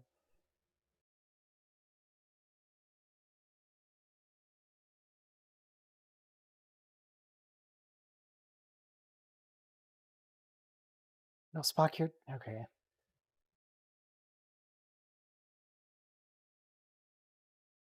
Can you create an M5 voice? And make Chat Maybe. GPT respond like M5? You are great, Well, I am then great. We're such we would get the Mark narcissists. Twain problem where he keeps suggesting that we shoot everything with the Colt 45.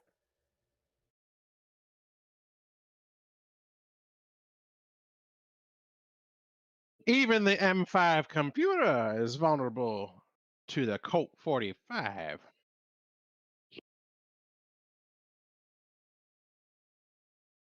Daystrom, you good, dude? No. This is what Wesley would have become if he didn't turn into a traveler.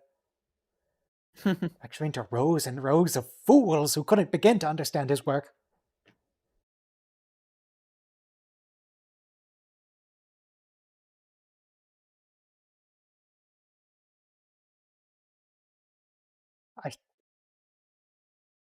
I feel like maybe he's not... Maybe... Maybe we rename the Institute. Yeah. Turns out Before it was just he's a mass negligent murderer. manslaughter. Now it's... Now he's complacent. Now he's culpable.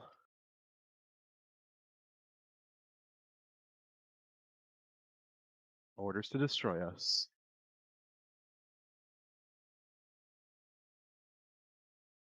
Why is he vaguely Scottish? Look, even if the Enterprise is controlled by a computer, how could it possibly defeat 4 ships of the same class? 3. One of them's disabled entirely. How could it possibly very defeat true. 3 ships of the same class? It's very true. It's a lot more efficient than them, but still. Because M5 is so good at tactics and targeting that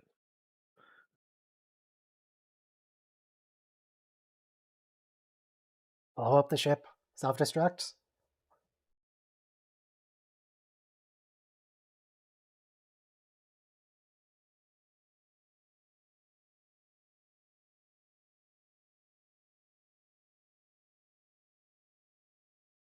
Yes, but they deserved it, Captain Kirk. They had it coming. they had it coming. They shouldn't have dressed so killably. Look, if they didn't want to die, they shouldn't have been made of such fragile meat.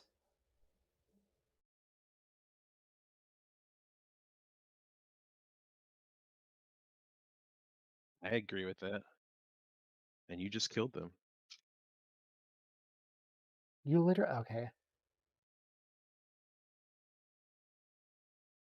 Don't put your religious zealotry into my computer systems. Man and God.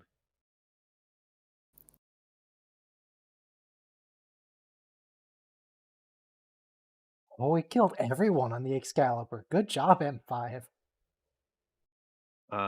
Your audio and video are out of sync. Yeah. What? What do you mean?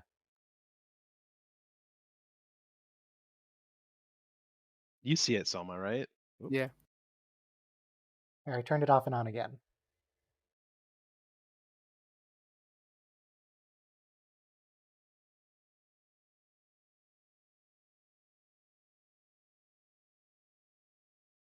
Did M5 just kill itself? Is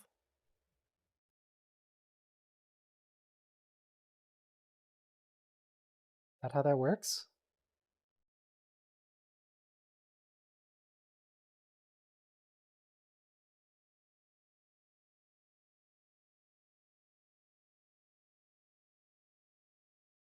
Wait, how does the turbo lift still work? Because the turbo lift is controlled by the computer and you have to talk to it.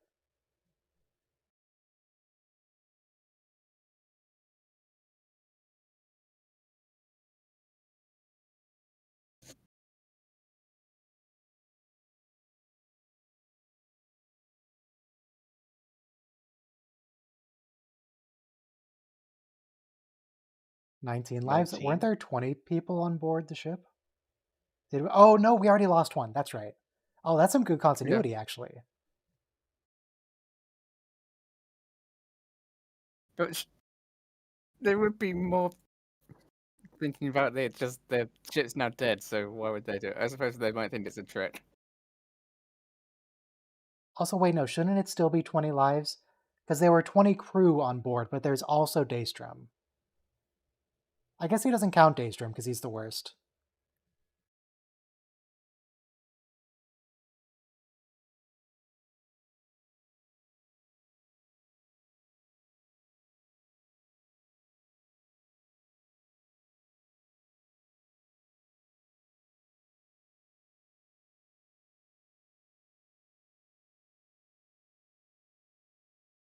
No, fire, destroy it.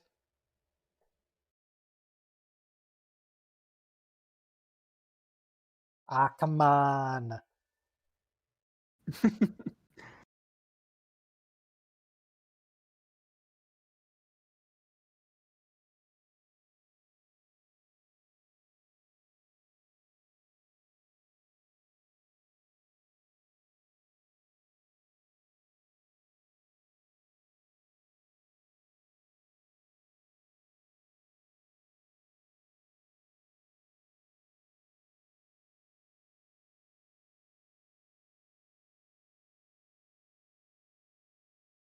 Logically, they should have destroyed the Enterprise, but unfortunately, humans are illogical creatures.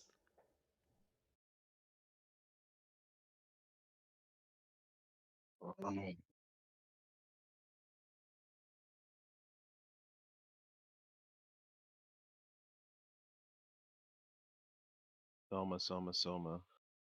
Yes. What's your favorite battle rating? It's probably actually about that 5/7 rating. What? Yeah, Or under. it's just before you start getting into like the stabilized night vision, thermal imaging, guided missile stuff. Yeah. What are you talking about? War Thunder? This isn't War Thunder, this is Star Trek.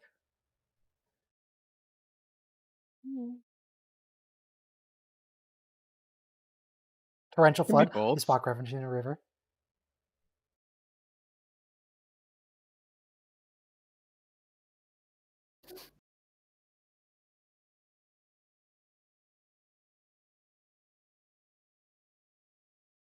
Oh, well, I'm glad that at least Captain Kirk can have a good laugh over the whole situation.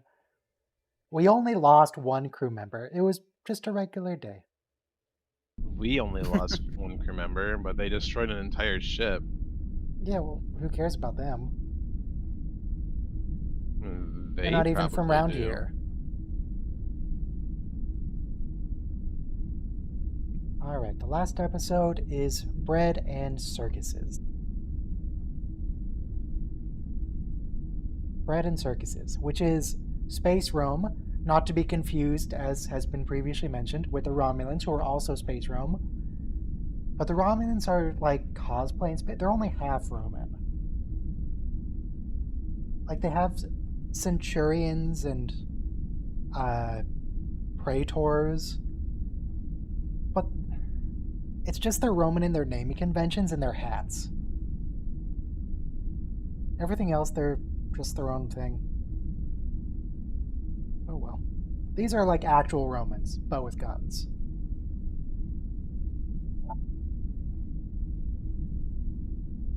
They couldn't have 3 good matches in a row. Let's play in 5, 4, 3, 2, 1, play. Now, as we get into the next episode, Bread and Circuses, Mr. Clemens, what do you think of the episode? Tell me about it.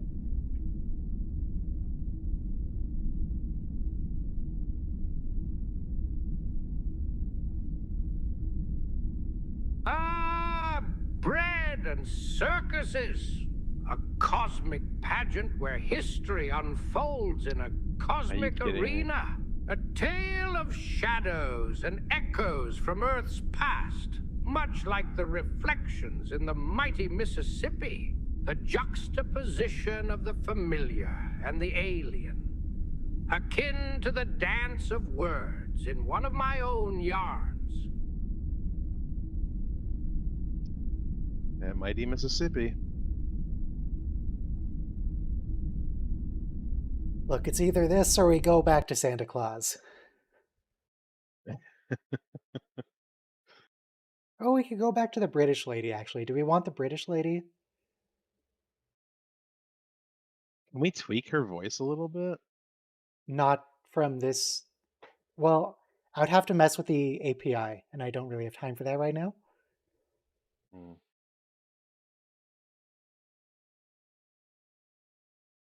Okay. We need a new voice. We can do Rachel, Drew, Paul, Domi, Sarah, Anthony, George, Ellie, Josh, Arnold, Santa Claus, Lily, Adam, Bill, Sam, or Maya. What Or does Tom. Bill sound like? Bill. Okay, let's check Bill. If it sounds like William Shatner, I'm gonna lose it.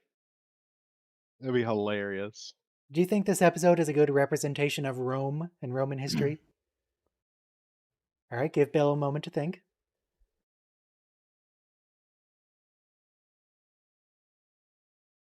In the Ooh, cosmic excellent answer. tapestry of bread and circuses, Rome is but a mirror reflecting the No, he's a peculiarities of nature both past documentarian. and future, a symphony of parallels, where the toga-clad denizens twirl in a cosmic dance with the threads of history.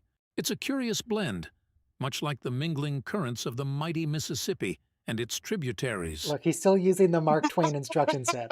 I just changed the voice. Yeah. Mark Twain by any other voice sound just as sweet. Intelligent slaves. Yes, I wonder why they are disobedient.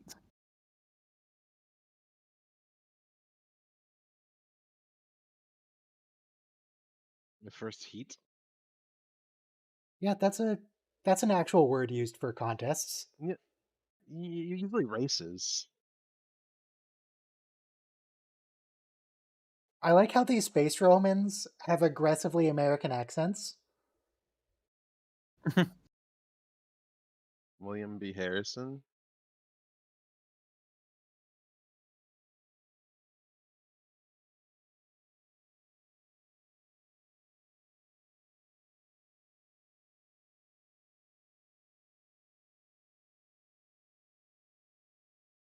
Tell me about the barbarian, William B. Harrison. Tell me about William B. Harrison. Okay, I just say it again.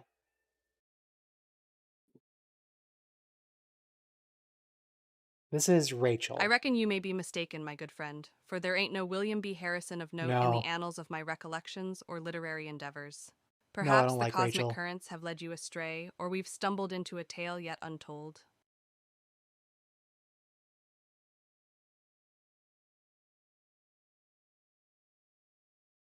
Is this a good episode, or is it a good representation of ancient Rome?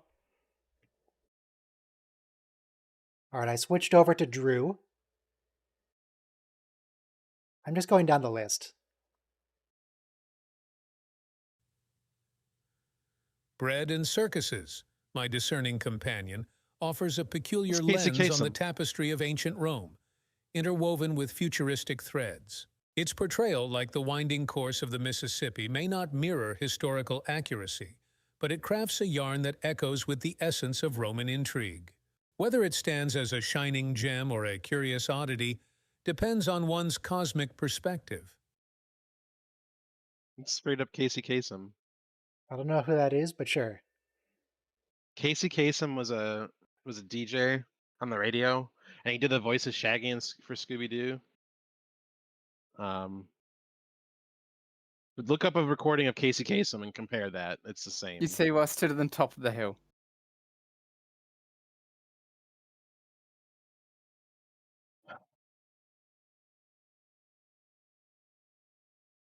How about Finn? Say something to me, please. Let's hear what Finn sounds like. Finn is supposed to be Irish. Oh, okay. Courage, Oh, God. my esteemed interlocutor, what cosmic queries or musings weigh upon your thoughtful mind? Speak, and let us traverse the celestial realms of Are you conversation. okay, 11 Laps? That sounds like the guy happened? from that one Star Trek YouTube channel. Okay, for some Trek reason, this Central or particular voice can't... It can't pronounce punctuation marks. It just gets deeply confused.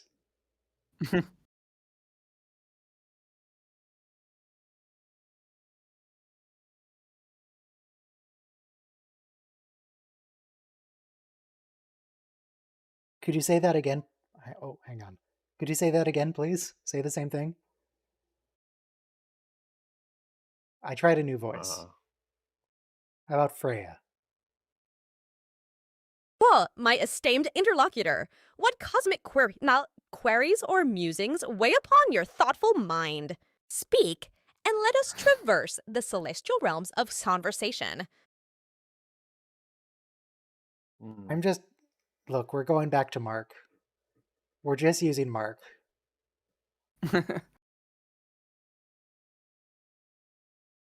Why is the language here English if it's Rome? Yeah. That doesn't make Do you understand Latin? Maybe the Universal Translator is translating for them? No, Mark Spock's Twain, definitely said welcome it was back. We straight just up got to the English. part where they learned that everybody on this planet speaks English. How do you feel about that?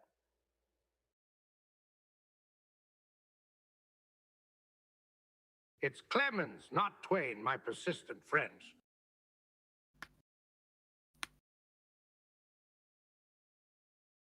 Province. It's called Iowa.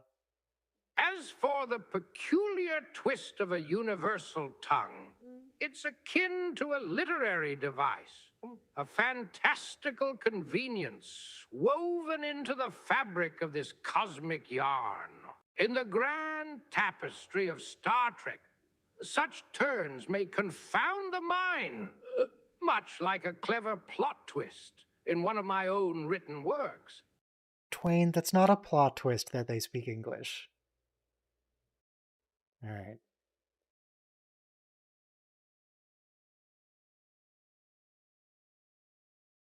So what kind of gun It is is a that? bit interesting that they just brought down their guns and stuff.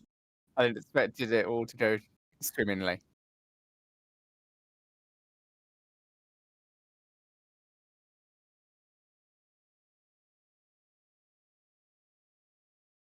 Wait a second, is that the same cave that Tuvok goes into?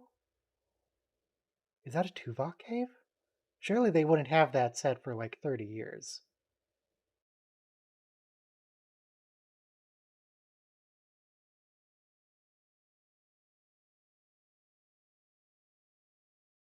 Oh yeah, this is the episode where these people are treated as like total backward savages because they worship the sun. But then it's revealed in the end they actually mean the Son of God. They worship Jesus. Therefore, they're actually highly civilized because they have a different religion.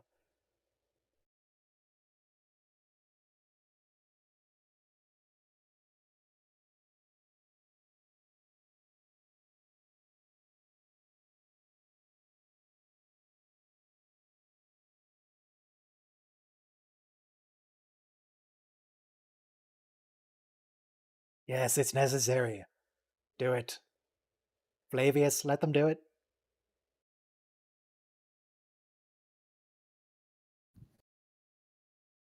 Hey Clemens, who plays Flavius? Is he in any other Star Trek episodes? The actor who plays Flavius? You know what Flavius's first name is? Flavius? Flavor? No. It's Clemens, not Hay, whoever you may think, my fine companion. Flavius, portrayed by actor Rhodes Reason, graces the Star Trek stage. But once in bread and circuses... Okay, just once.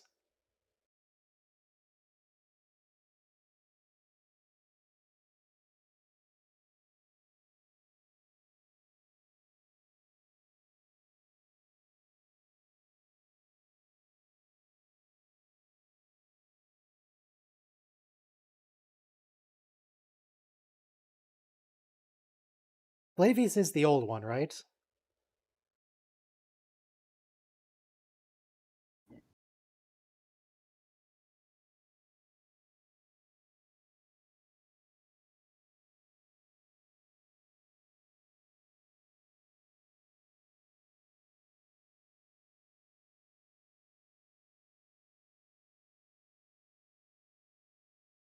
Oh god, I just looked up Flavius. There's a different Flavius. There's two Flavii in this episode, and I picked the wrong one.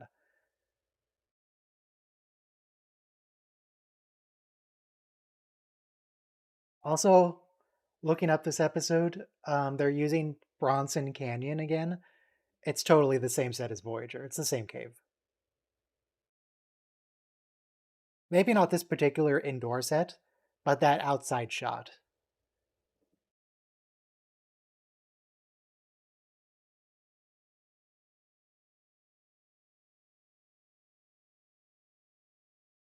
Even the subtitles are lying to us. The subtitles say S-U-N, son. That's not what they're saying. And this is why the aliens have to speak English, because this wouldn't work in any other language. Because sun and sun are different words. Yeah.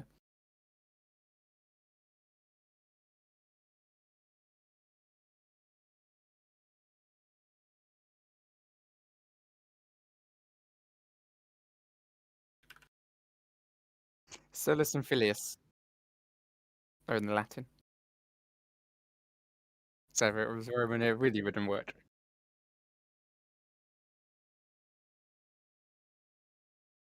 I do like how the t-shirts have little chains on them to signify it's like a slave t-shirt. Very Chain. fashionable.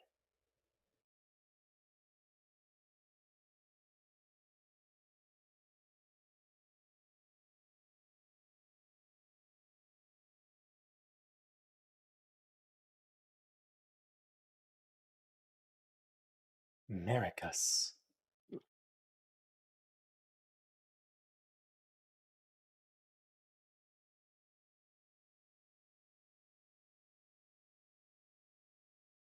Spock, would you ever ask any other kind? Come on.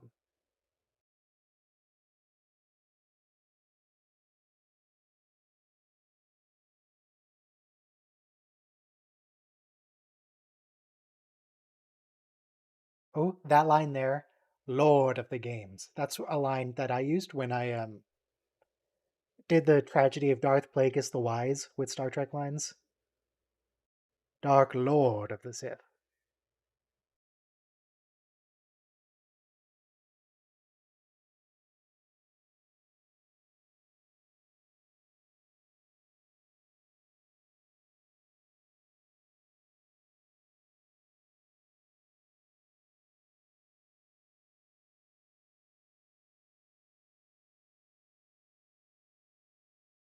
Slavery has formed a democracy. Yes. I mean, that seems reasonable. People who are under like a fascist regime go for a more democratic approach, try to get away from what they came from.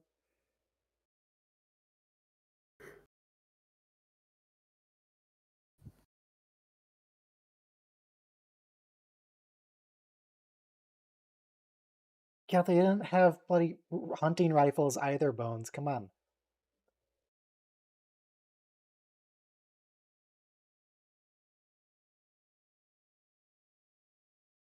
Yeah, I just think it's really weird that this episode treats one religion as completely backwards and savage and another as enlightened and civilized. That's weird to me.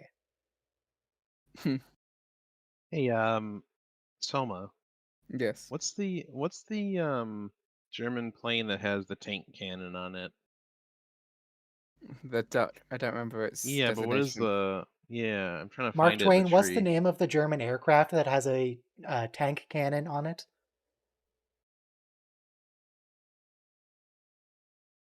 Also Give him known a as the minute. duck. He's got it. It's Clemens, not Twain, my Yeah, just let him persistent get past friend. that part. As for German aircraft with tank cannons, the term you're likely seeking is the Henschel HS-129. Yeah, HS-129. A He got it right? curious blend of air and ground might, akin to the fanciful contraptions that occasionally grace the pages of my literary exploits. HE-129? The Henschel HS-129, he said. HS-129.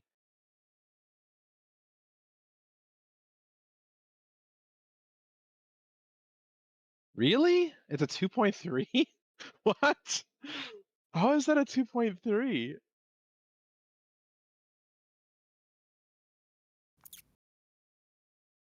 How is that a 2.3? These guys also have colored shirts.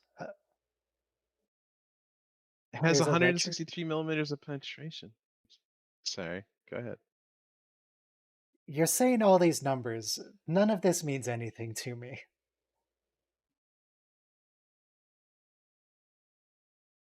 Did they overdub that line? That was weirdly cut. Yeah. Once again, every single time this comes up, I'm like, my ears as a kid were almost that pointed. And even now are fairly pointed, so like it's not that weird. I suppose the back of his ear a bit more weird, but still.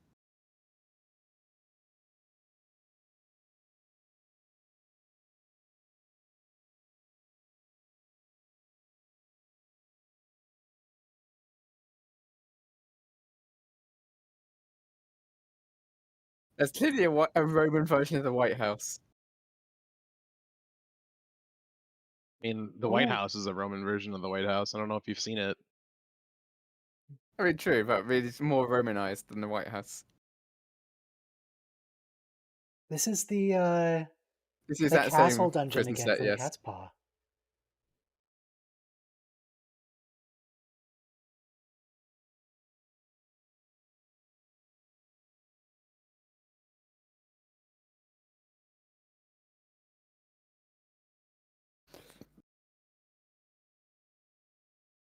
So I don't really know anything about the Roman political structure other than the fact that there was a Senate. Who is the first citizen? What does that mean? They don't know who the first citizen is? Ask Twain. Mr. Clemens, No, not that's Twain, even a I real note. thing. What is the first citizen in Roman culture, in Roman politics?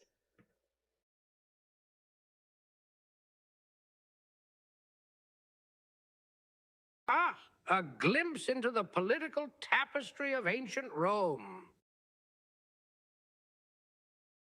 Go on. The title of first citizen befits the leader who holds the reins of power with a firm yet imperial grip. In the cosmic theater of bread and circuses, such titles may echo through the corridors of history, much like the pages of my own chronicles. Okay, so that didn't help at all. But looking it up on Wikipedia, it looks like the closest is the title of the Princeps, which was... It's like the Speaker of the House. He's the head of the Senate. Yeah. That's what I was going to say. Speaker of the House. The Speaker of the House isn't the head of the Senate. They're the head of the House of I know Representatives. it's the House, but you get what I mean. I guess the head of the Senate is the vice president, technically, or the majority leader, but It doesn't translate perfectly. In any case, Maricus is head of the Senate. Maricus.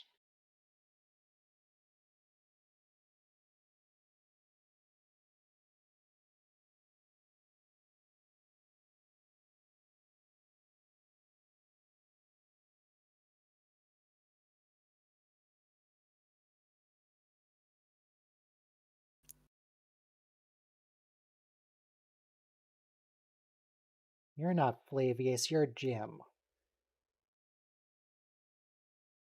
Oh, very efficient.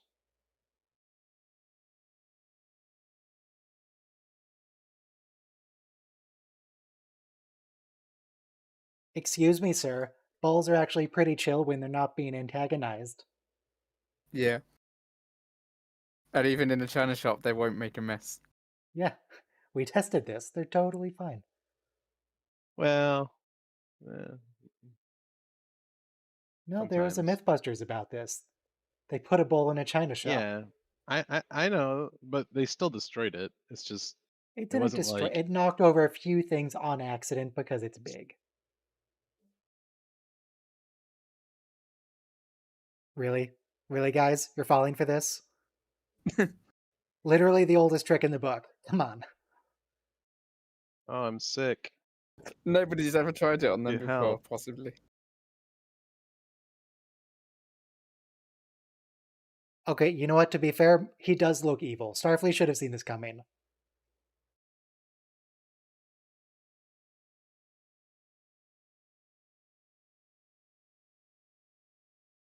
At the Praetor? Who's the other dude? Proconsul.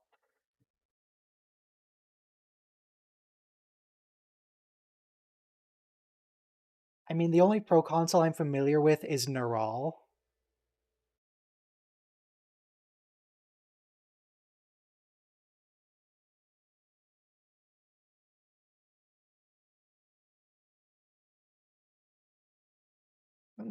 You feel fairly judgeable, Maricus. I mean, doesn't sound great. Yeah, no, see, you've already lost. The fact that proconsul here knows you're from space, you've already failed.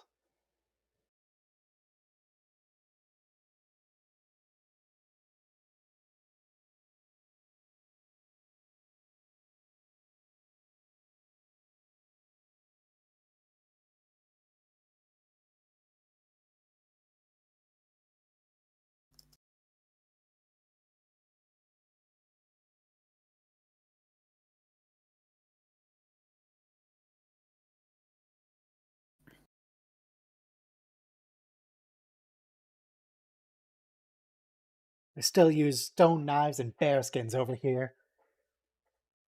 Absolutely worthless healthcare system. You see, actually, the thing there is that it probably wouldn't, because just because you have the knowledge to use tools doesn't mean you have the knowledge or even the technology to make them in the first place. Well, he would still understand certain techniques that they wouldn't know. True. This is... The They've fundamentals got of hand washing medicine. at this point, right? Hand washing was well, in ancient Rome that was Concerningly like recent, a but... new thing. Yeah, yeah. And that had to be rediscovered. Like like in the 19th century. So even if Like McCoy couldn't bring um, technology, he could still bring knowledge of like how bodies work. there was a surgeon that started washing their hands like in the Civil War, and the other doctors were like, "Oh, what disrespect to wash a surgeon's hands! Like, what do you think we're not clean? Like, yeah, Correct, you're not you're clean. not." So, yeah. A conservative world based on time-honored Roman strengths and virtues. Marcus, you're not painting a good picture here. So, You're framing this is it like just it's like a a positive, common? but Is it a common thing for Starfleet captains to go rogue and take over a planet? Just be like, I hey, am the hey, hey, ruler of this last planet time now. it wasn't a captain, it was a Starfleet historian. Okay, well, you get my point.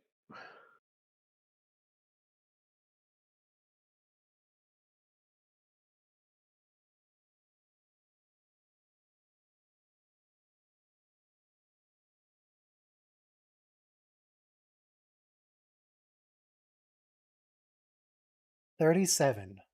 37 million. The number, that's not exactly canon because it keeps changing. An unspecified number of people died in World War III.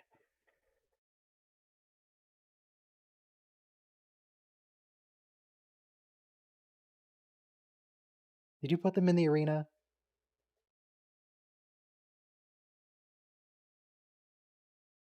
Did you put them in the arena?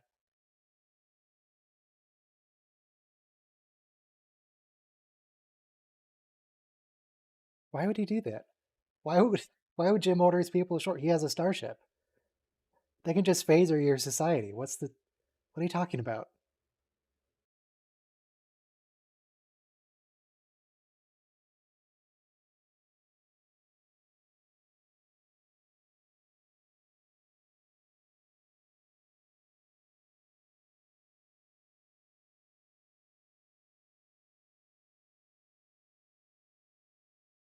They don't really have any leverage. I mean, yeah, Captain, they can kill these three people, but I don't really get the impression that they care.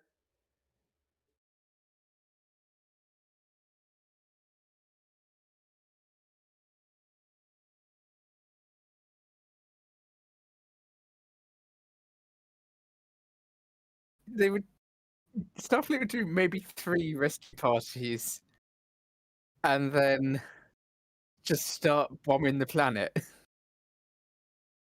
and making demands of the planet themselves. They wouldn't send continually rescue parties down. That is just stupid. That's the There are definition of only three people insanity. left on the ship. What should we do? Well, I think we should beam down to find what happened to the other 257 crew. 297.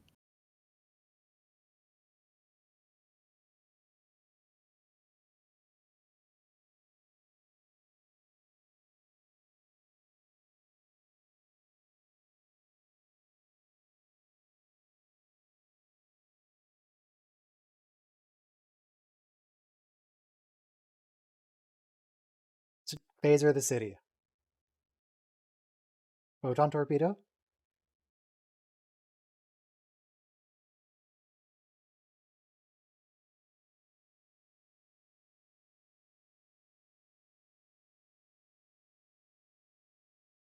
I mean, you seem pretty. Wait, is this society naturally Roman or did.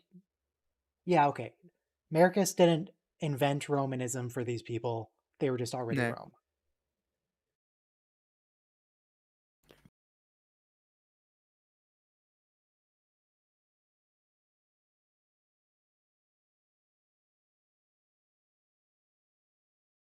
Correct, yes.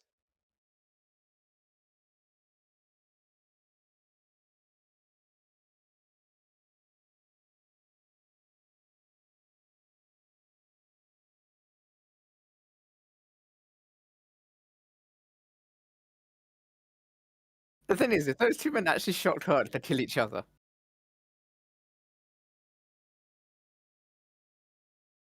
No, he can hear you, dude.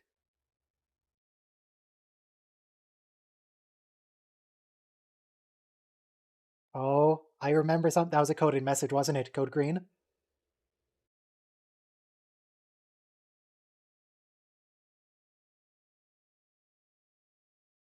Whatever. Kirk's been in like 4 different gladiatorial arenas. He'll be fine. He fought the Gorn. He fought Spock. There are definitely more.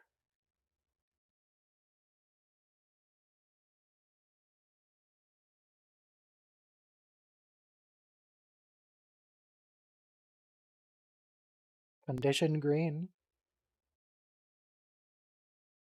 Yeah.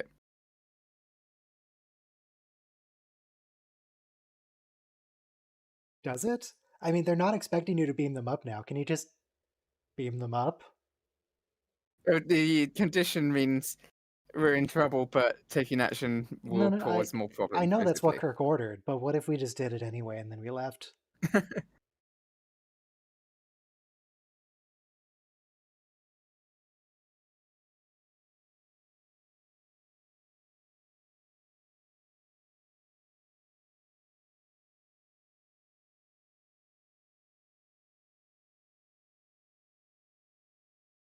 Are you talking to yourself? Oh my gosh, that's such. Oh well, no, it's actually matte painting inset. That's fair. Were you gonna mock them for how obvious it was that it was a matte painting? It's a Yeah. television set. They didn't even have to build anything. They're just like, yeah, we're just gonna film the set. Yeah. Literally, I just filmed the set for the budget. Empire TV. Stick some stickers on the cameras. We're good.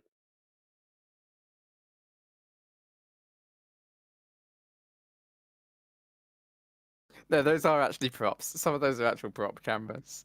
In terms of they aren't the real one. The one he was I'm sure. I'm sure. the one he moved around was way too light. Light. Yes. It literally bounced up and down as he was walking with it.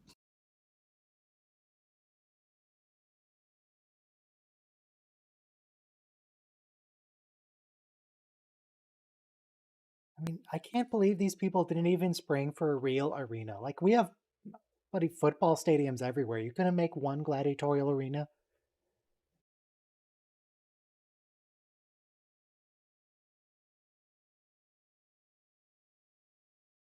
Hmm. Oh my Come gosh, the on. can sound effects. Sound effects. Everything is labeled like a 1960s Batman episode. Sound effects. Bat computer. Spectral analyzer. This whole gladiator system's Name such the a buzzkill. wiener. Couldn't they have an actual arena where people can actually watch the game? What is this?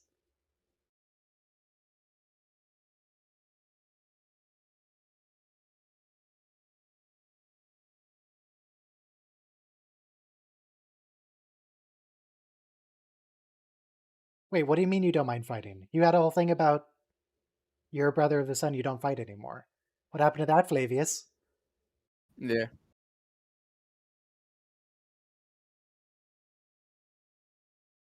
A rare variant of the pointy ears. Why are they so obsessed with our ears?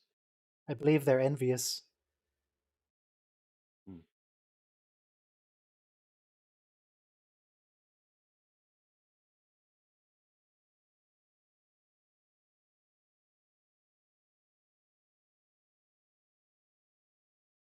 So Merrick is That going to looked a little jail, interesting. right? Merrick's what? Merrick's going to jail, right? Could you say that a third time? I literally could not hear you over the cackle, but now I've turned it down. America's going to jail, right? Yes. He's going to beautiful New Zealand.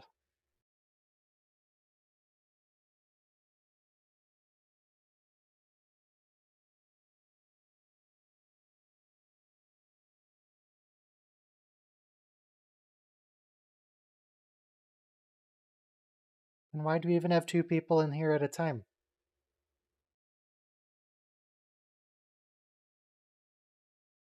Is this like the equivalent of a TikTok video? They have to have 2 things happening at once? What would hurt orders men down when there's just going to end up with more people dying?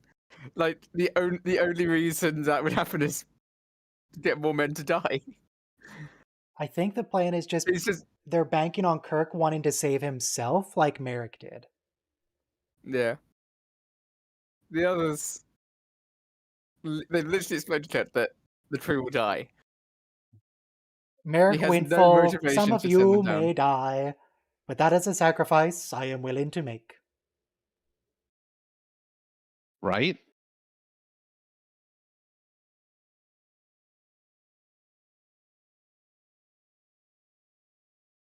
I'm still so excited to see when we eventually get another battle theme.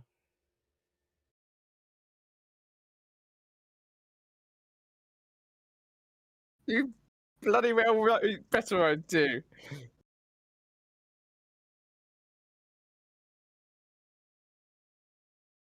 You ever heard of Fizzbin Pro Console?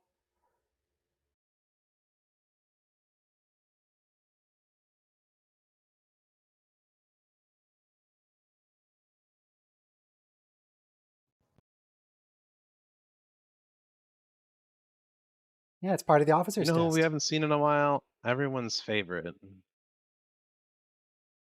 Also Kevin. Yeah, we haven't seen Kevin in a long time. Do you like this episode, Ryan? Yeah, it's a good episode. There are some questionable bits, but you know, that's just TOS in general. I was gonna say I wonder why we don't revisit it in TNG, but then when I actually rewatched this episode, it's so hard to get. Like Look, it's TNG, just a dial to turn it up or down. Like there is no push the button to it. It's turn a dial and then it's still ongoing or what have you. yeah, I like seeing the magic of television as portrayed on this '60s show. Mr. Clemens, would you like to be an announcer for the gladiatorial fights in this episode?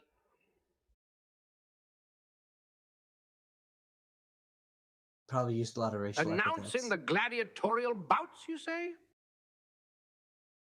Yes. I do say yes. Well, my talents lie more in the art of wordsmithing than in the raucous spectacles of combat. I'd prefer to pen a tale that stirs the soul rather than lend my voice to the clangor of battle. Okay, he doesn't want to announce it. All right. So, I feel like football games are the closest equivalent of gladiatorial combat in our society. Oh, yeah, for sure. So, because we just People throw, die all the time in football, we either throw them, after or during. we throw the mass of like one person at like a whole team, a mass of people. Just give all Well, the at least football there's not players a lions. gladius and it'll be fine. Yeah. And spears and nets and chains and But it's something I feel like if we What we didn't could do have is all the terminally ill people who are begging for their life on GoFundMe, we could have them fight and the survivors get medical care. you know I've been muted for saying less than that. I've been muted just for saying eugenics might be a good thing. In theory. Oh, Roddenberry, See, come on. there's... Okay, this scene is particularly bad because she's clearly a slave. Yep, as she just said. Yep. He's still gonna have sex with her. I mean, He has no objections to this. Well, here's the thing: he denies it when he's commanded to when she's commanded to do it, but when she consents to do it, he does it. She literally has a chain around her neck. I don't think any form of consent can really be valid in this case. Maybe after she's not a slave anymore and being ordered to do this. like that woman on Enterprise. But once he understands though that he's being bribed with sex, he refuses it on that grounds. Yeah, he It's doesn't, called though. sexual procurement. He has a chain around his neck too, so that's his defense. He's trying to get out of the That's chain. not Someone a being defense. ordered to consent is not consent.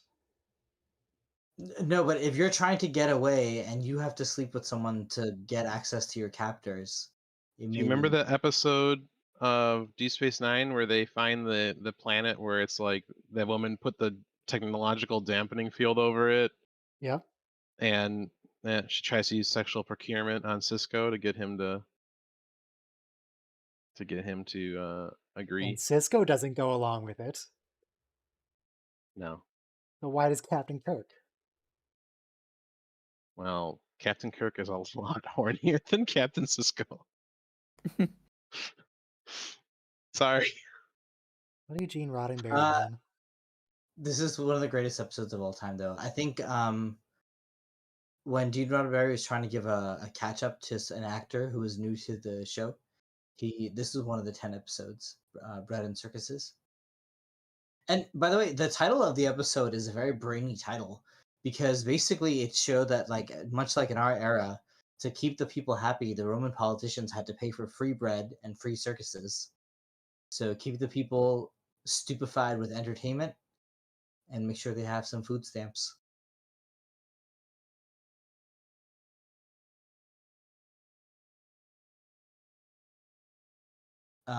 You should know the expression bread and circuses.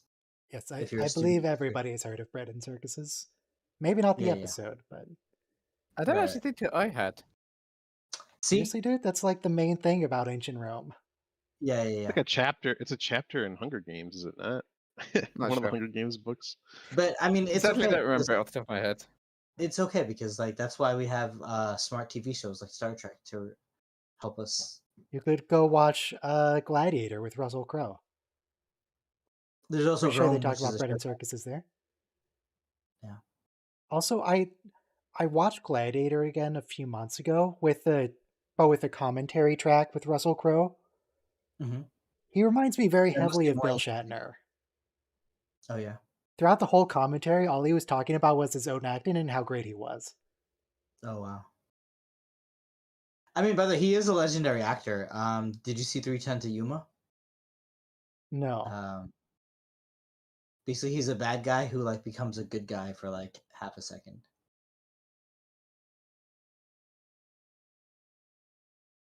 He's one of the greatest actors of our time, is what I'm trying to say. Yeah. He was very young back then, though. He wasn't that good. But I mostly know Gladiator because the writer of Gladiator was the same guy who wrote Star Trek Nemesis, and they thought just by hiring like the blockbuster guy, they were gonna have a blockbuster film. And little did they know that That isn't what happened? they had a really cheesy film. Are you They talking about did? Gladiator or are you talking about Nemesis being cheesy? Nemesis was a stupid cheesy film. Well, I don't think it was cheesy. It wasn't Gladiator level. Can we agree on that? It wasn't Gladiator, no. Okay. I mean, like, But I don't think it was cheesy. level. I really like their slave No, uniforms. Kirk, don't do it. Kirk, no, this is a slave.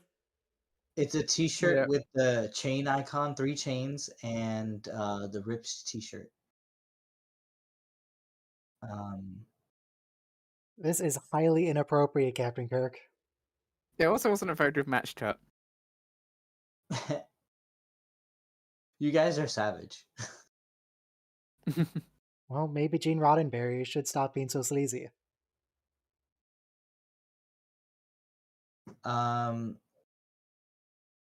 So he didn't take the bribe, but he did Yes, he sleep with did. the girl. He literally just took the bribe. Okay. We just had to pan up and fade because it was the 60s. He totally took the bribe. The bribe was the sex, yeah? Yeah. And he had the sex? Okay. Yes. But actually, so this episode kind of shows like command, because even in the one, who is it? The guy who was Finnegan, who is like the captain who was refused the command, and then he's like getting revenge on Kirk or something. Well, I'm confusing 2 episodes there, but they kind of show. I thought it was ridiculous because they show that a Starfleet captain has to pass all kinds of psychological tests, And here, Kirk passes the psychological test. Like, he dismisses him here, says, "This is one man to another. This has nothing to do with you." But he has refused to beam down his crew in batches. And apparently this guy folded within like a couple of minutes. Yeah. Outdated notions of masculinity, but it just means, though, he's not going to cave in, even if you torture him or bribe him. He didn't take the bribe, Ryan. He took the bribe.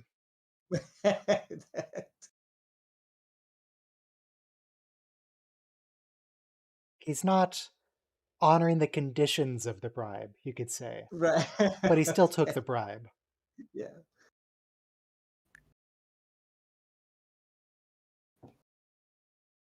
Okay, now we're going to kill Captain Kirk.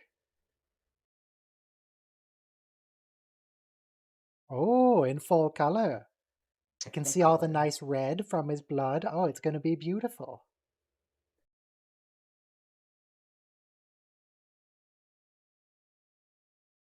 Yes, I'm afraid television was a fad that didn't last much past the 20th century. What is data? Does data say 20th or 21st? You know, because it was superseded by streaming. I don't want to get too No, political, he but says because people found their real lives to be more interesting. oh wow, imagine. Reality TV? No, reality TV is very No, data. artificial. What really data is saying is to stop watching Star Trek and go outside. Yeah. I love the sets though here. Like, even though like the knives in movies and TV shows are obviously blunted, you see how blunt they are. With Plot twist. Oh, yeah, come that's on, just you're fun. ruining the show, Pro Console. That Yeah, would have been a great twist.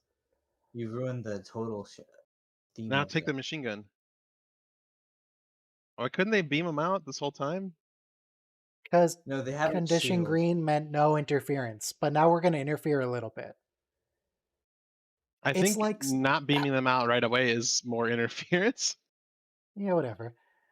They But Less listen, interference would be it's to the just classic beam Star them out. Trek Prime Directive. It's a policy of some interference. They have to Oh, bring the this- trope that guns can just somehow break a bar lock. They have to also bring this Murica's guy to justice because he abandoned his crew. But real men over here. Why swords they don't give only? up their crew. Swords No, just shoot only. them. Because they're in the crossfire, apparently. Yeah, but they can We need some move. action. We need action.